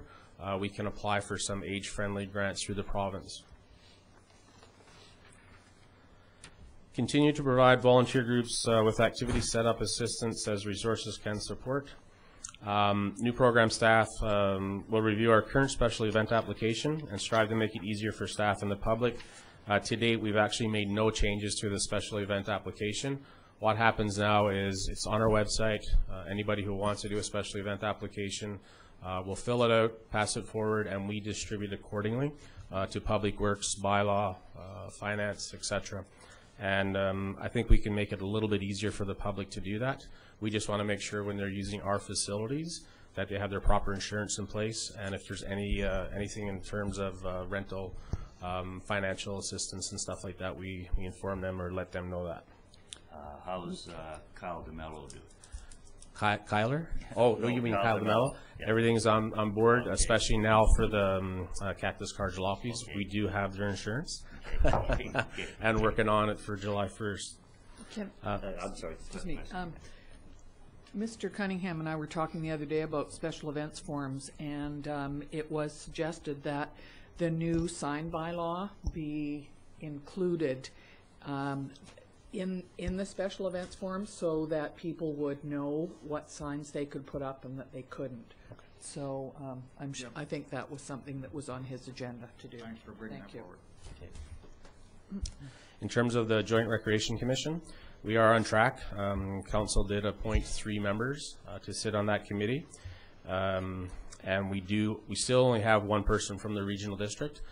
We had a few meetings, a little lesser than normal just because of people being on holidays or away and not having enough for quorum, but we have had regular scheduled meetings.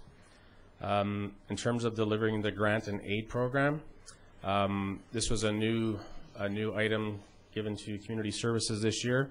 I worked with Councillor Ryan and Councillor Plant. We made a few recommendations, and just recently at last council meeting this was approved by council, and we're now in the process of doing sending out letters and making sure that they would be here for next council meeting for their check presentation. We also looked at doing some changes in terms of the fireworks contribution, keeping it as a separate line item, and making sure that all groups are prompted to report on the previous year's funds. This year I think we had probably half just report back on how they did it last year and previous years, and I think if it's part of our policy that we should follow up on those things. The splash park. How much time do I have left? Is there more than a day? No. So with the splash park, we have a number of grants that have been applied towards the park, and we have received most recently our waterworks construction permit, and we're continuing to seek out the in-kind donations and fundraising initiatives. I know Jim had mentioned that we've had very few donations to date, but we have a lot of circulation in the community, whether it's with our fundraising dollars for the raffle ticket, and I know Councillor Rhodes is still selling tickets.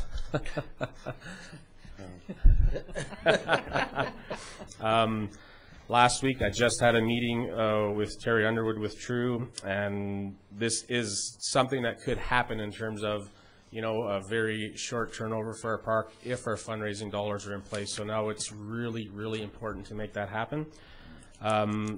True will actually deal with the park itself to make sure that that's in place with interior health. We also want to get it approved as fast as possible so we can get this done for a summer opening. The equipment will be ordered as per the quotations for phase 1 that council approved already. And this could take up to 6 to 8 weeks. Just talking to RecTech last week, it will take the 8 weeks. Once Interior Health approves the splash park itself, Terry can start the work on the water line, the electrical, the concrete pad, the drain system, and the building for the controls. If this is timely, this could happen for us by that time, the middle of July. This could be done. If in the next few weeks Interior Health approves for the park itself. At that time, if we order the equipment now, we get on the washrooms, we do the fencing, and that's approved, I should say. It'll take the RecTech guys 30 days to put this equipment in place, and that will be phase 1. We have also talked, for phase 2 and what the costs would be, but it would be 3/4 of the park, which would be quite significant. And, if it all falls into place, and I really want to stress the financial side of it, because now, we have dollars all over the place. We have money for waterworks allocation. We have money that was approved in our budget for the washrooms and fencing. Even though we've applied for a grant to help offset those costs, we can start some of that work right now. So this is something that I will be discussing with Barry at length, and we will see how we can make this work ASAP. In terms of disseminating public information brochures for boaters, this will be undertaken by our staff. This will be a new thing this year. With the marina opening, we want to make sure that everybody's on board. Anything that we have in terms of, helping protect the marina, protecting the lake, and the environmental initiatives and everything associated with that. I'll also be working with Lan and Ron and making sure that that's done properly. Deliver a volunteer appreciation event. This past year, I think it was another successful event. We had a little over 100 people, and I thought the response from the public was very well received. And I think council did an excellent job in making sure that they're thanking the community people that come forward. In terms of exploring opportunity, have our beach certified under the International Blue Flag program. This is something that we got some information on last year, and we're looking at doing that again to this year to start that program. It's to do with the environment and making sure that our beaches meet a certain standard. It's very popular in Europe, and if we have this, this could be a very good thing for marketing our beaches within the Osoyoos. It does cost some money, and it will be in our future year's budget. In terms of developing a visible community service plan, this is something that's in our budget for this year. I'll be working close with Director Cunningham as he will be doing his trails. Everything else that was previously a recreation master plan will be part of the community plan, but also includes some environmental initiatives and making sure that we're meeting those as we move along. I have received some previous information from other communities that are just going through the same process right now, which I will share with Director Cunningham, and hopefully by July we will have something out as an RFP. In terms of the access for additional dog park or dog beach facility, just recently we talked about the new swimming areas for dog beaches, and we're looking at moving those along ASAP, and hopefully not having to change it too much in the near future to accommodate everybody's needs. Just a couple of other things that I wanted to put in here in terms of just an update that we do spend significant time on, and it's more so for our department that would either take the lead working with the town in general or with other counterparts. Our occupational health and safety program, McMullen and Associates still do this for us. They're here 10 times a year. They do crew talks for us to help us mandate and meet legislation. And I know they work close with Jeanette to help us follow through with some policy development. Special event permits, we do anywhere from 25 to 30 a year. We're probably at the 6 to 8 mark right now, and it does take a significant amount of time when we're following through and doing different things for different groups, especially if they don't provide their insurance. Parks permits, we do probably a half a dozen of these a year, and these are just identified for different parks when we have more than 20 people, I believe is the number, where we want to make sure that the park is presentable, and they're letting us know what's going on in terms of if we need to inform bylaw or other departments on what's going on. We have taken over our slow pitch league. We have 11 teams this year, and that's just another thing that we do all the scheduling for. We supply all the stuff for. They pay for the fields as per our fees and services bylaw, and it does take a bit of time. Memorial Bench Program is another one. We work closely with Public Works, and they lay the cement. We get the units sold, and we get them in place, and they're identified before we move and keep going.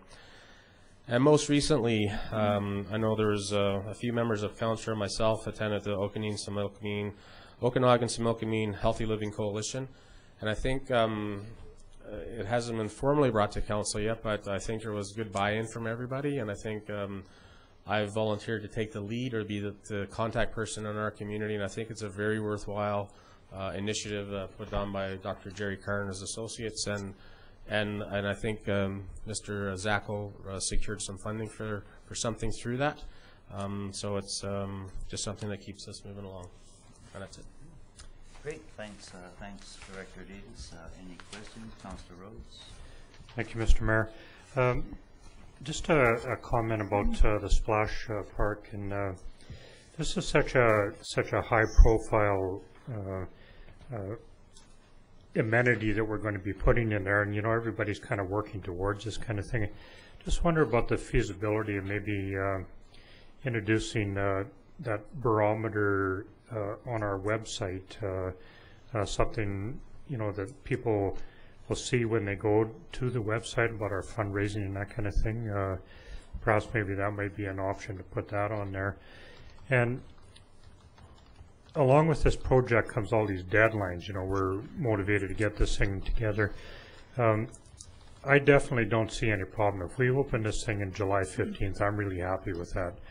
I don't think we should perceive these deadlines as being any kind of a setback in this project.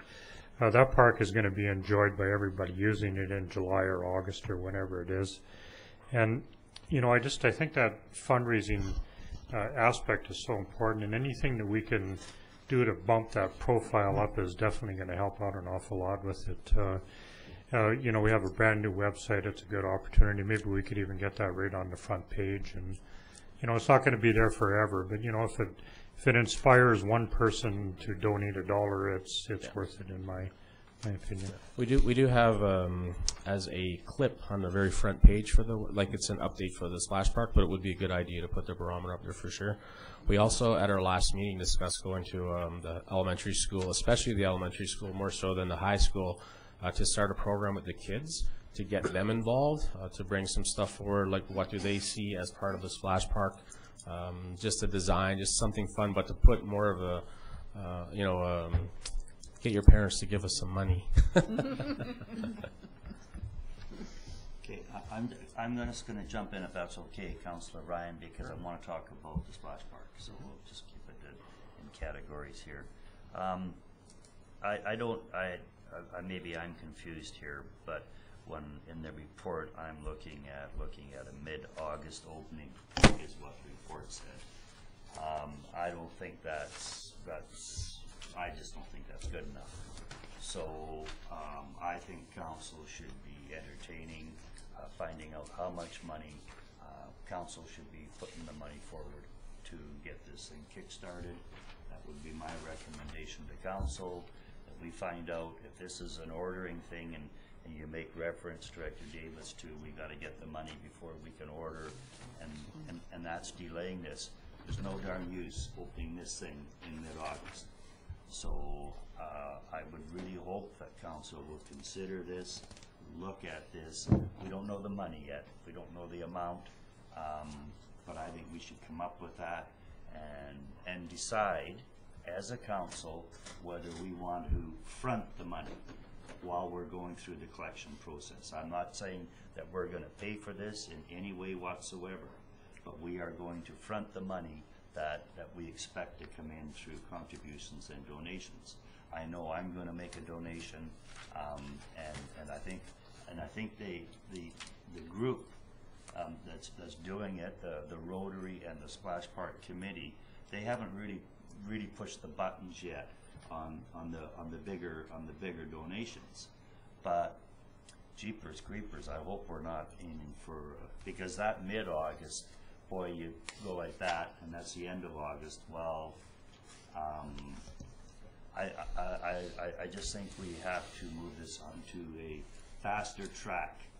I've just thrown that out there now. We'll let that filter through a little bit and see what that faster track looks like. This is a meeting of council, so we can make recommendations. If anyone was interested in making that kind of recommendation to administration to find out what it would take in that amount of money, and a report from Mr. Zackrell, our dollar man. If somebody was going to make that resolution, we could talk about that. So, Councillor Ryan. Well, just to get a little clarification, when we said we did approve the purchase, so we're talking about 80,000, and I think plus tax to do that. And when there was discussion that we had about 106,000 in cash to do that. Now you talk about the installation, and I think you had estimated that was going to be another 100,000 and something to do it. So it's really that installation money that we need. Is that correct? Well, is that what we're talking about? What's incorrect is mid-August. Yeah, no, I appreciate okay, what and you're saying. I'm working back from their Councillor Ryan. Yeah. So I think it's just crucial that, you know, we have a lot of excitement, we have a lot of buzz, and I mean to land it in mid-July from where Councillor Rhodes was coming from, wonderful. We can that works. That all makes sense. But to land it, you know, and there's even some days there for something not quite going right, and the electrician not showing up or whatever. But for mid-August, boy, those little kiddies are in school, and you know they all of a sudden that summer turns off here pretty quick for the kids going to school and things like that. So I guess what I'm suggesting is if it's a money thing, that's one issue, but maybe we just better look at, I would like to look at having this compressed, brought it forward. What would it take to bring it forward a month? And we don't know. I don't understand whether it's money or time frame or equipment or whatever. So, Mr. Zacko. I was just going to jump in here. Okay, just as a real brief synopsis of this, the biggest thing right now, yes, money is huge, because I said it twice. If we don't have the money to move forward, it's kind of difficult to do it. And we wouldn't want to start something and rely on our committee to fundraise and not have what we need there. I'm fairly confident that we will have dollars. I'm really confident that we will, because we will get the support from the community. The thing is dealing with Interior Health. When they're going through their red tape, so now Terry will start the process of approving the park itself. We've got the waterworks, in place. We can start that work ASAP. We have funds to do that. $72,500. Was it from our water reserves? I don't know how long it's going to take, because it didn't take very long to get our waterworks approval once we did it formal and it got sent in. But for the park itself, and the only issue really with the park itself getting approved, because it's a design features, designed drawings from a splash park company that deals with this all the time, so they know that. The thing is, it would be our washrooms and fencing and a water fountain on site. And I think that would be the biggest issue. They know that we're doing this. We show them that we have that 42.5 to do the washrooms, to do the water fountain, and if it means that we can get on the ball and do this, yes, I think it can be bumped up. Absolutely. Could we set up I always like to know what the target is and where we're going. Could we set up a meeting with with administration and the mayor. I want to sit down at someone's desk. I want to see somebody across from me that's got one of these things on it, and we want to have a discussion about what it would take for this to be fast-tracked. As you say, we're dealing with known commodities that have set these up all over the South Okanagan. You know, this is not really rocket science. Yeah. Washrooms, we understand what it would take for washrooms. What would it take to get this fast-tracked? Let people know that we want to be on that track. And I'm available any day. If you said we're going to IHA in Kelowna, I'd be there with a rocket. Councillor Ryan. Okay, well, I'd be happy to direct staff with a motion to develop a critical path, Okay. identifying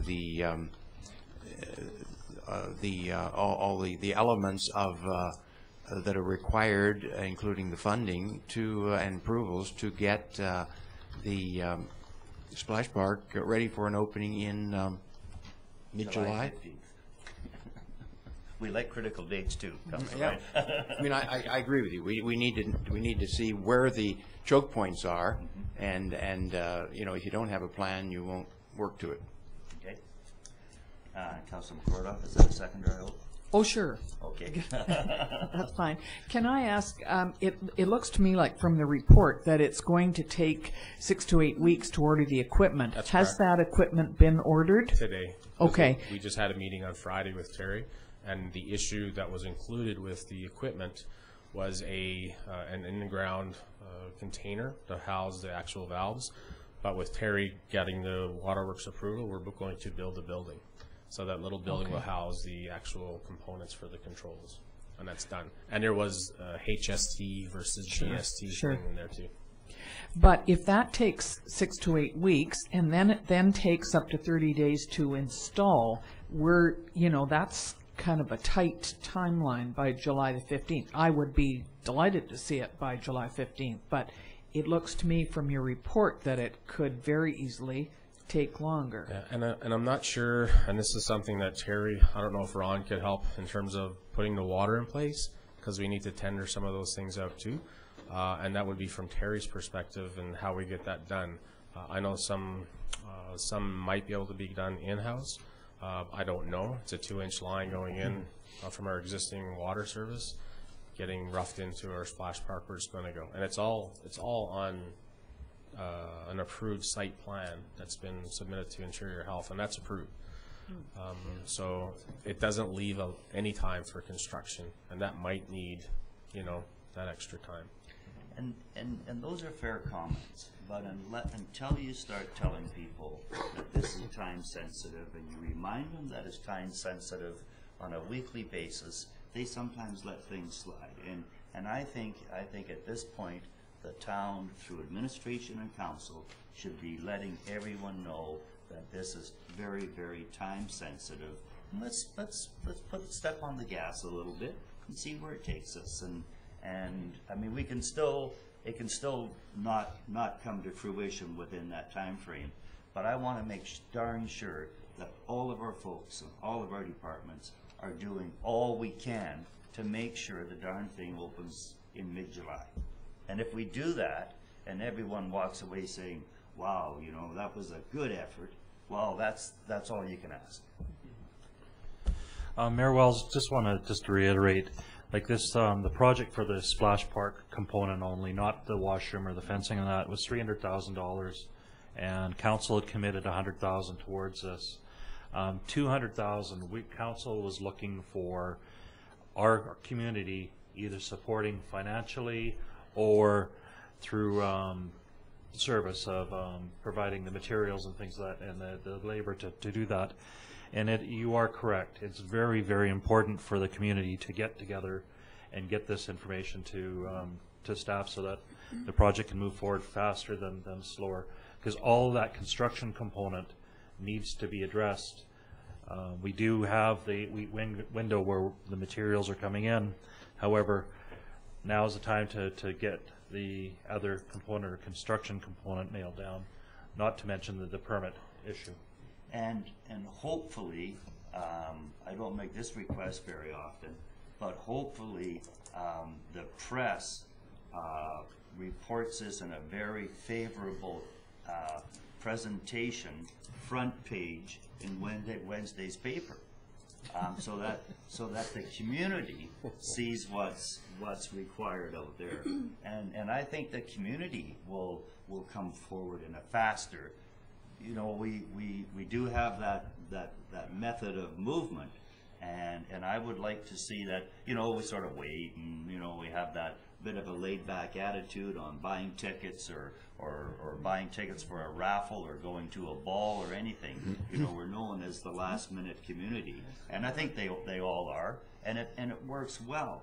But in this case here, people, if they get that information, they just may step up just a little bit earlier, including myself. I haven't bought a ticket from Councillor Rhodes yet, and I haven't made my own family contribution, and I'm going to do both of those. So maybe I better lead by example. Councillor Rhodes.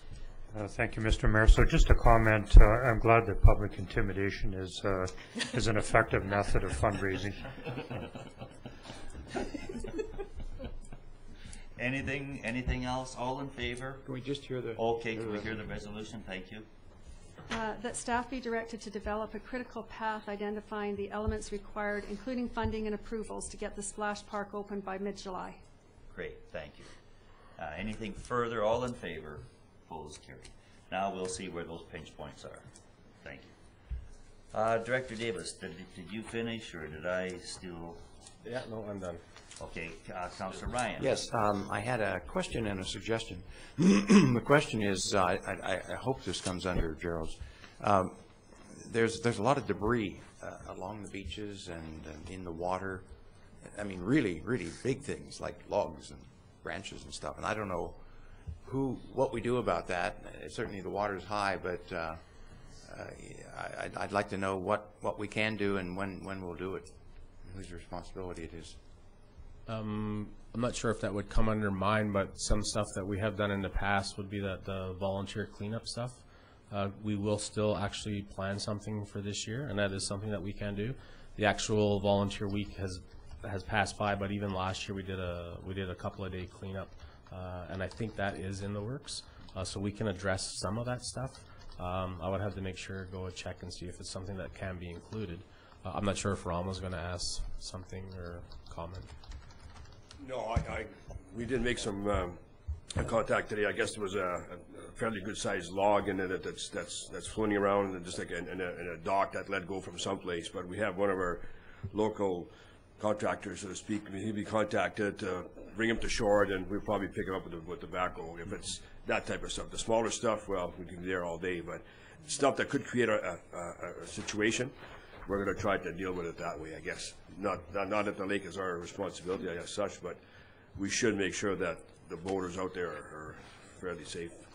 Well, of course, you know, the lake is in flood right now, but and really high, but clearly it's going to end up on our beaches. It's either going to get drifted away, or it's going to, you know, be there when the water recedes. So. Well, we'll probably take the bigger stuff with the backhoe, and hopefully we'll get our beach cleaner working, and then get the rest of it that way. Okay, good. And with the we're sort of almost at bee preservation day, and I'm just wondering. I'd just like to put forward the idea that we consider, in keeping with this commitment we've made, to look for a park or a space of land that we can commit to some kind of a bee garden, bee-friendly garden with plants and that sort of thing that you know would favor bees and that they would favor. If it were, you know, sometimes there are sort of fragrant gardens that are also bee-friendly, but you know that sort of have all the aromas and the beauty of flowers. And so I'd just like to put that out, you know, just. So is that an offer to champion that, Councillor Ryan, Well, I need some space. Well, but if you have the knowledge Yeah. in contact with Director Doucette, Pioneer Walkway, I'm sure we can come up with a Okay. piece there. Yeah, well, I would certainly like to, I'll take that on, sure. Okay, I think that would be great. You have an interest there. It is good. I picked up my sunflowers on Saturday. Okay. Yeah. And that seemed to be successful. So I think we can find a plot for that. I think it's a great idea. If you want to, and thanks for being a champion for that. Anything further? Okay, thanks for your report, Mr. Davis. Nice to send you away with a bigger workload than what you came with. Sorry about that. It's all for a good cause. Okay, Corp Services, please. Thank you.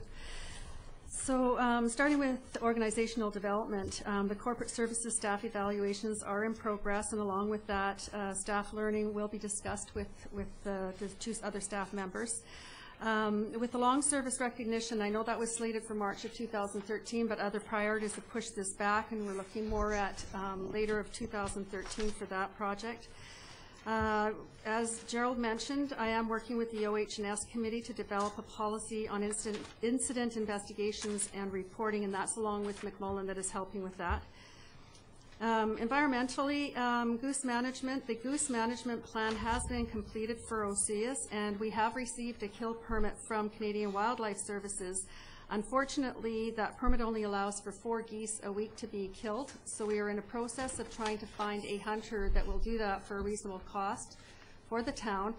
The hunting places are only the golf course and desert park, so we have to get the approval of the lessees, being the golf course, of course, and then desert park people. So I am in contact. I've had one quote from one hunter, and I'm waiting for another quote from another hunter to get that project underway. Once I have that information, a report will be coming to council, including the Osoyoos Goose Management Plan for council to look at. Any hope of changing that method of that cull method to something that makes sense? Yeah. Sorry, Canadian Wildlife Services. So I did appeal to them. I asked them, 4 is not going to be enough, and they're thinking that because you cannot use a blind and you cannot use decoys, it's going to be hard to get the 4 a week. I said, you haven't been here to this area then, because that'll be no problem at all. So they said if we can prove we can get 4 a week, they'll look at increasing the number. Okay, well, but if we could get it at the right season. We can get it any time during the year outside of the hunting season. Oh, so you mean you're saying 4 a week? Anytime outside. We can do it all in 1 week? That's correct. Oh, I thought we had to do it on a weekly basis. Well, yeah, 4 a week this week, and then 4 a week next week, and so on and so forth. No, but we want it cumulative. We want 200. Yeah, we'll do it all in 1 week. Yeah, can't do that. I tried. Well, that's the common sense approach I was getting at. Right. Councilor Ryan. Yeah, thank you. I know I was just trying to get at some of the things that have come out.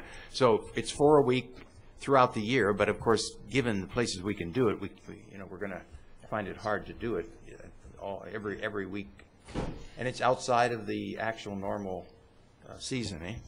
That's correct. And I have talked to the golf course, and as long as it's not while people are out hunting, golfing. Hunting for balls, sorry. for example. Getting confused here. No, I don't. As long as they're not out golfing, so early in the morning or late in the evening. So we're looking at early morning for that one. Good. Well, it's certainly a breakthrough. I mean, Yes. But it's not what we wanted. But at least maybe we can, maybe we can provide some additional information that will. And I think you're right. Maybe if we go through it, attempt it their way, and see if we can adapt it again into a little bit more friendly method to us, that might work too. They recognize the issue. That's a bonus. Okay. Okay. With regards to low-speed vehicles, again, this priority has been pushed back to due to other more pressing matters. Securing the lands around the landfill, that again is a very time-consuming project on the onset and requires a dedicated amount of time to work through. And again, other priorities have prevented this from occurring, but it remains on the priority list. So I'm hoping to get to that fairly soon. Working with the RDOS toward transit expansion, discussions are currently taking place. The RDOS is moving on this, and hopefully we'll be hearing more about that soon. Water rights at Indigo, again, that's going to be another time-consuming project requiring a dedicated amount of time, and that project is still on the priority list, but haven't had a chance to work on it yet. Leasing of the Gyro Park activity area that was licensed to use was given to Osoyoos Water Sports. License or lease to Bordertown Enterprises or Payman Sinai was given for the Gyro concession. Monitoring of that concession contract will be ongoing. The public washroom cleaning contract was awarded to Pat and Steve Marshall. The golf course lease is due for renewal again this year. I've contacted the Golf Course Society, and they don't anticipate any changes, so a report will be coming forward to Council in late June or July. The old health unit building lease, our 8701 Main Street, the lease agreement was entered into with Destination Osoyoos for the front half, and the town will be using a large portion of the back for record storage, and we've received some shelving for that, and that's just a matter now of getting the records from the basement of the Arts Council building over to that building, which will be a lot better for our records. Increased bylaw enforcement. We did get the extra hours, and thank you to Council for allowing that budget increase. The current contract has agreed to those extra hours, and that has already started. I've spoken to the fire chief with regards to the emergency management training. We are going to try to get that on track again. New ESS director, Eileen Varga, has taken on that role, and training has begun. And fortunately, we haven't had an opportunity for shadowing, because that would mean there would have to be a fire or some sort of tragic event. So as soon as that happens, she'll be able to take that on completely. The Bar Watch program is now in the hands of bar owners to come to an agreement to work with the RCMP, so it's out of the town's hands. The Restorative Justice Committee, of course, Council has set up that committee, and it is active. Additional RCMP resources. That $10,000 funding has been approved by Council. I'm just waiting for a contract to be received from the province. That should be coming within the next week or two. I made contact with them again last week. And there's been some hope with some of the funding that we'll get a little bit additional hours on that. So that will be coming forward to Council in a further report. The victim services contract, we will be continuing to monitor that and work with the provincial ministry to ensure the services are met. Ongoing monitoring of a variety of bylaw complaints. Just for Council's information, we have received over 112 trackers already this year. Some of those are repeats, so they may not be included in that 112 because that's just new trackers, so we may have a lot more than that. And a lot of unsightly properties have come forward again, and we are working on them as time permits. And it's just a matter of where we put that bylaw enforcement. Is it in the parks where we have issues right now? Is it in traffic? Is it in unsightly? And we're trying to work through that as much as we can to make sure everything gets the proper attention. Encroachment policy, that we haven't done any work on that yet, and there's no election preparation since the referendum has now been moved over to 2014, as well as that'll be the year of the general elections. Property insurance appraisals, the current insurance provider completed the update of the value on all of our properties, so that's been done. And we're likely going to move up the property insurance quotes to this fall. Right now it's scheduled for 2014, but being an election year, I don't know that I will have the time to do it, so we've moved it forward to 2013 and see if we can get it done this fall. Boat trailer parking, the bylaw was adopted, of course, on May the 6th. The signs were completed last week, and I think Public Works was going to have them installed, if not last week. They were going to be installed this week, so ready for the long weekend. The permits are printed, and we're just getting them ready to be distributed, and they will be distributed by the bylaw officers with instructions to all of the hotel motel owners. Great. Councilor Ryan. Yes, thank you, Mr. Mayor. I just wanted to go back just one to the property insurance quotes, and you may be aware of this, but we were told by the Municipal Insurance Association that they are going into property insurance at our SILGA conference, and I think it's pending the approval at their general meeting in September, which happens, I think, in conjunction with UVCM. So who's doing our property insurance now? It's a commercial? It's through Capri Insurance or the Cowan Group out of Kelowna. Okay, so I would suspect that we would certainly include the Municipal Insurance Association as one of those that we're asking to tender when they are, in September, when they presumably will get approval to proceed in this direction. That's correct. Okay, thank you.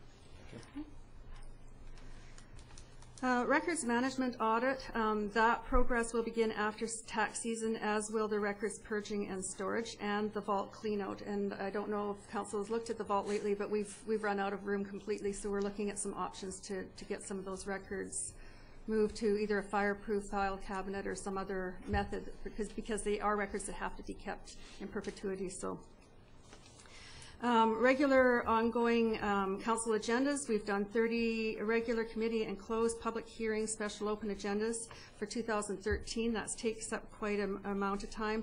Several hours have been spent taking minutes and finalizing and approving for signature and then uploading to the website.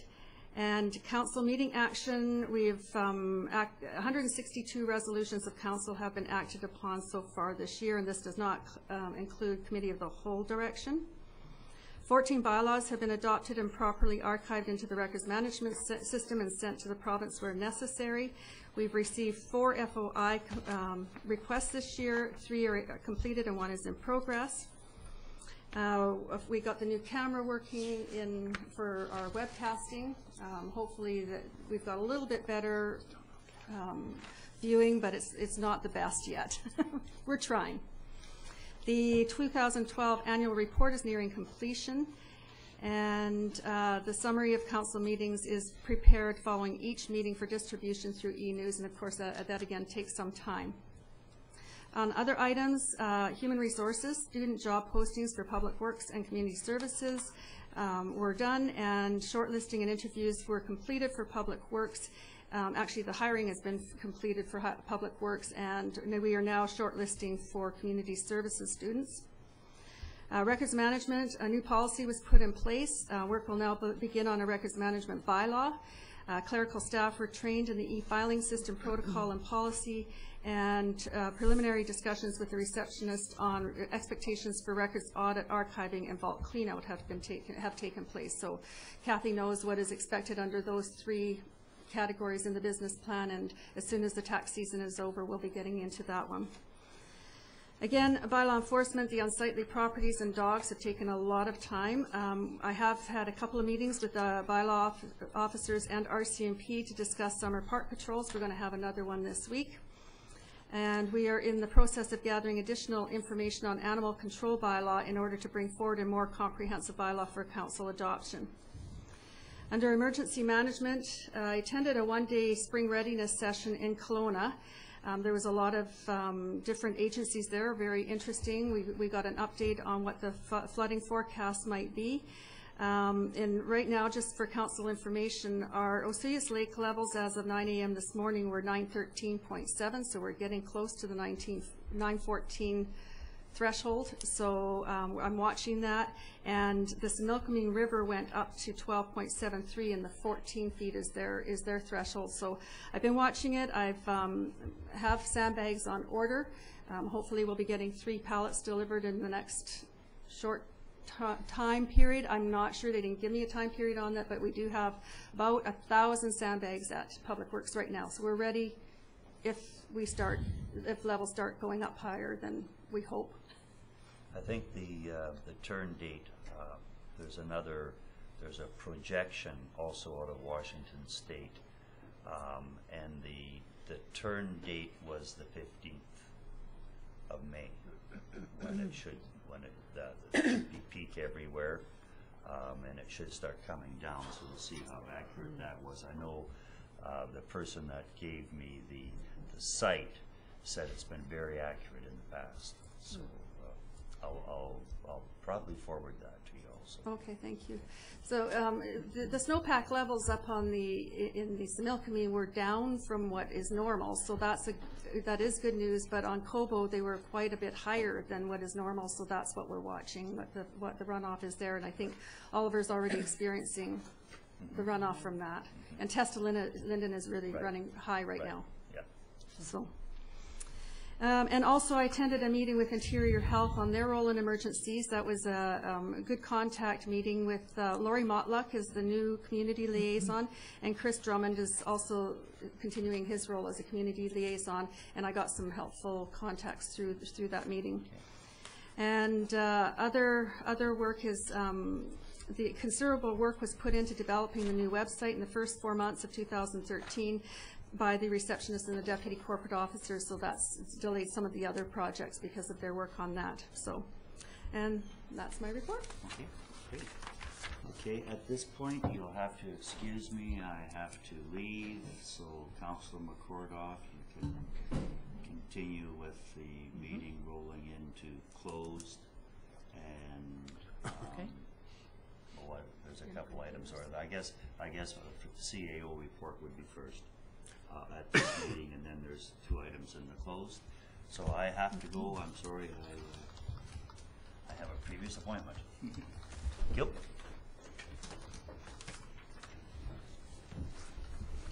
So the CAO report is next. Okay. I've broken down my report basically on the key result areas, and I've just highlighted a few of the things that have occurred over the last 4 months. Starting first of all in the community life area, the seasonal worker made a presentation to council and received $1,000 of town funding to be matched to the BC growers in Area A. I've contacted Area A and they've agreed to provide $1,000. This money will be used basically to update our communication pamphlets and brochures and that. And we hope to provide that through the bilingual, through our contractor with their bilingual employee. So hopefully we'll be able to gain closer relations with the French-Canadian transients and workers. Regional library membership, I met with the Penticton Library and discussed library operations and what are the opportunities in terms of community-run libraries, presented that to council, and I most recently met with the CEO from the regional library, the new CEO, and discussed local community concerns. Those concerns included everything from their method of determining the annual requisition, to the fact that they are a board with requisitioning power, with no legislative, no electoral responsibilities. A very good meeting. Mainly, it's obvious that there are a lot of issues that exist that are beyond the scope and change of the local regional library system. They are provincial in nature, and hopefully through the discussions they're more aware of the community concerns, and they somehow can work through maybe assessing how the regional library system is set up and funded and governed.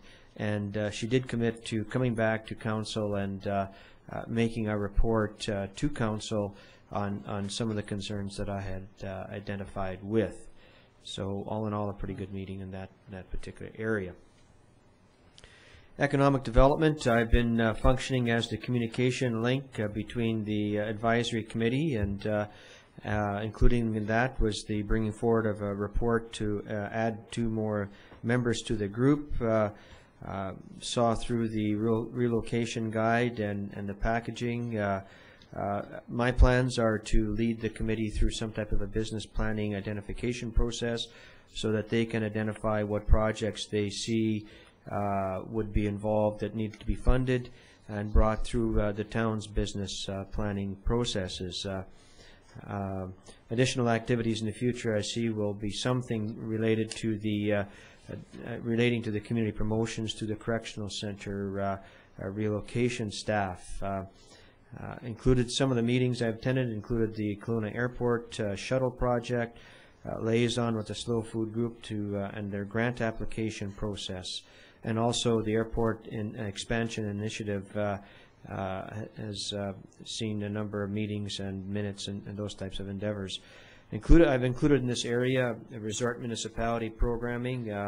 Was able to take a look at, was involved in some of the DO restructuring meetings and that, and I'll be bringing forward to council here probably this week just some general information that was shared at the resort municipality meeting I was at this week. Destination marketing organizations are concerned throughout, not only resort municipalities, but also other communities, and I think it's important that council clearly identify and provide some information support as Destination Osoyoos continues in their restructuring. The tourism survey, I don't know what the implementation status will be for 2013. Certainly this is something that the province encouraged us to continue so that we have a handle on what our visitor experience is, so that we can input into our reports. Destination Osoyoos provided that contract work for us last year. I don't know where they're at in terms of providing that service this year. And also looking forward in the next while to take a look at whether or not Spirit Ridge can be included into our unit numbers for the resort municipality. Just on that front, the resort municipality administration really hasn't made any directional moves on changing policy relative to try and incorporate our larger unit numbers to provide us more funding. It seems they're caught in a quandary of, well, we're in a grant program. Where does the money come from? If we have to give you more money, it has to come from other communities. So this is something that they are they've been slow to try and sort out. I've also inputted into a resort labor retention study. Community and land use planning, just sitting on the waterfront planning committee, and I'm assuming we'll be meeting again very, very shortly in that area. In the area of community infrastructure, completed agreements for water and sewer related and related reports to council for Willow Beach, and all those agreements. Been dealing with right-of-way issues still with the Northwest Sewer, and I think we've pretty well addressed all of them now. We're just in the registration process. We'll be dealing with the law with the province in terms of the 2 remaining lots to see if they'll grant us the land for airport purposes. However, they've made significant investment in those lots with the infrastructure, so if they, in fact, they would maybe seeking their return on the investment that they've made on those lots.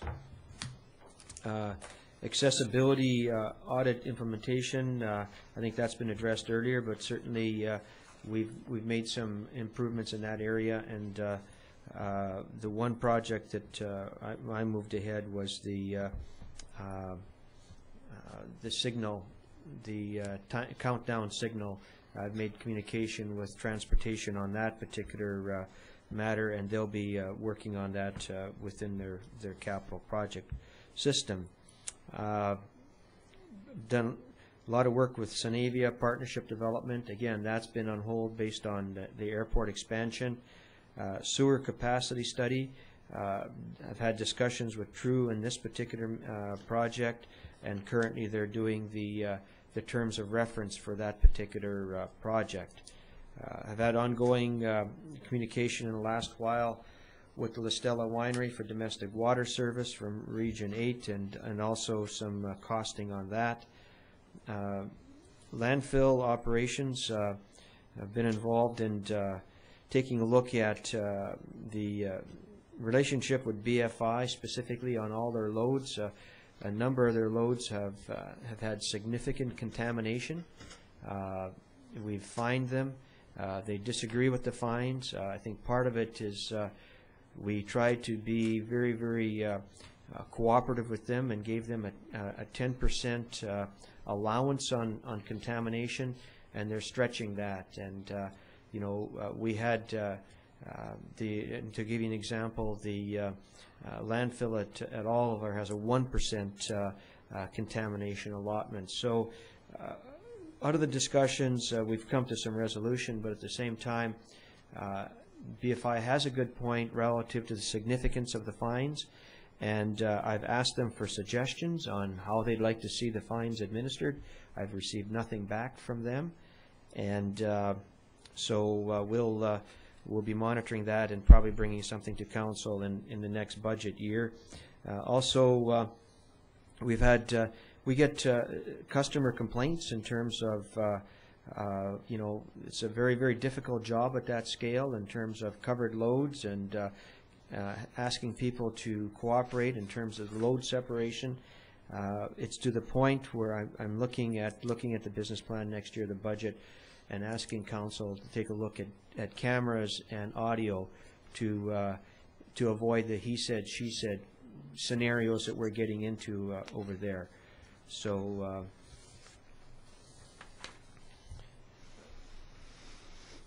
also at the landfill, we Public Works had to deal with the emergency flooding into the landfill. At the same time, we had to make contact with the province to find out why this flooding was occurring and what they could do about it. Been working on the fire hall with the fire hall design group. Ongoing discussions with the director of community services relative to the splash park. Signage, we're trying to constantly improve our signage in the parks relative to our bylaws. So we've had some significant amount of work in that particular area in the last while. And then I've attended a couple meetings this year with the school board and or the administrative representatives related to the use of recycled water on the school board lands. Right now, we've got a letter into Interior Health asking for their stated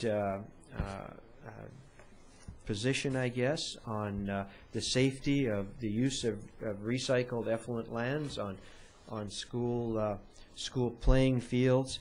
That seems to be something that the school board here is looking for. As mentioned earlier, despite the fact that all the kids from the community play on our lands, they still are looking for some additional comfort from Interior Health. So this is preventing us from moving on that particular capital project. Again, the school uses about 40,000 cubic meters of drinking water on their playing fields annually. Certainly that helps to contribute to some of the observations being used on our water use in this particular community. Community safety, we had several community safety committee meetings and made recommendations to council relative to Lakeshore Drive and Cottonwood Drive, and I continue to liaison with corporate services on bylaw issues for community safety. Yeah.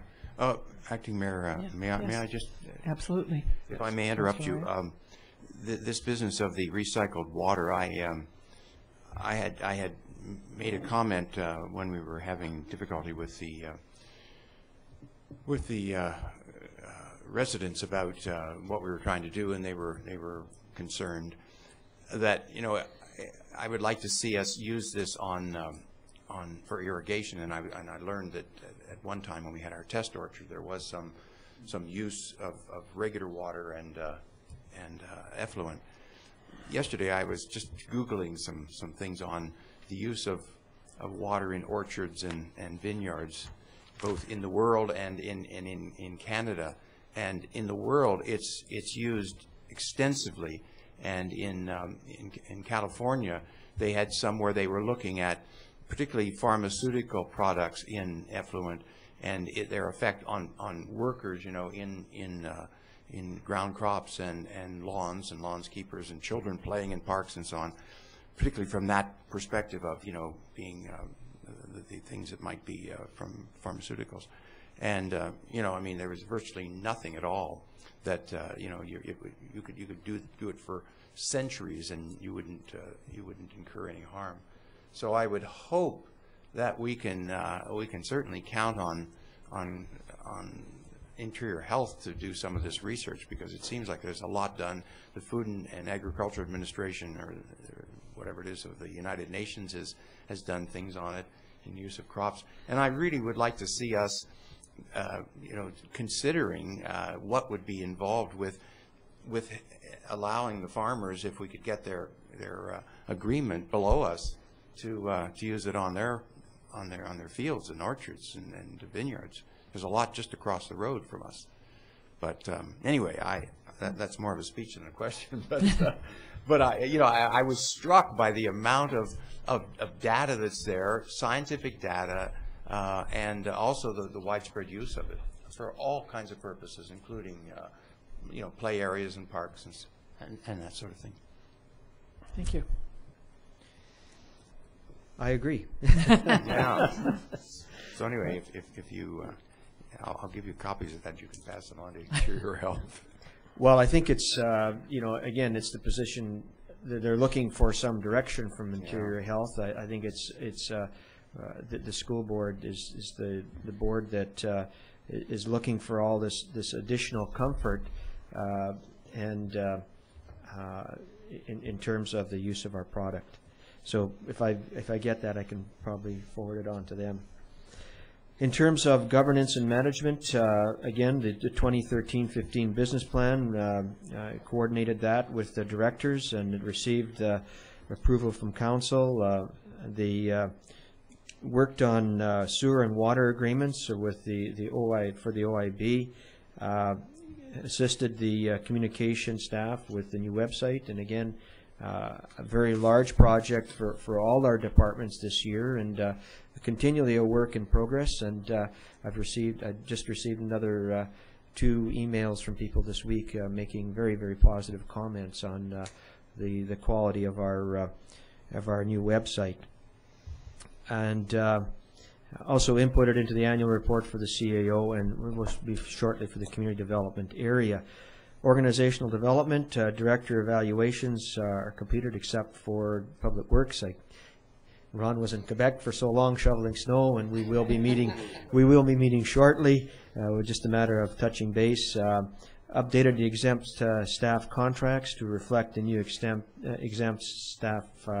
That should be a salaried policy, and held a staff budget information session where all members of our staff got up-to-date information once the budget was approved, so that all people had the opportunity to ask questions about what we're doing and why.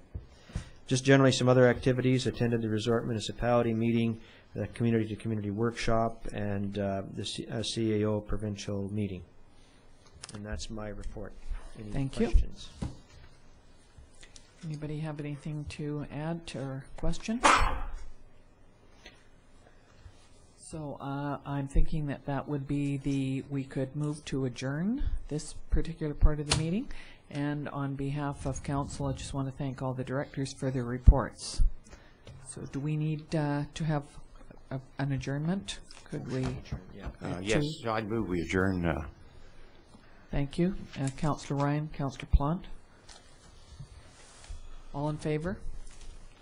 Okay, thank you. Meeting is over, and we will recess for 3 minutes.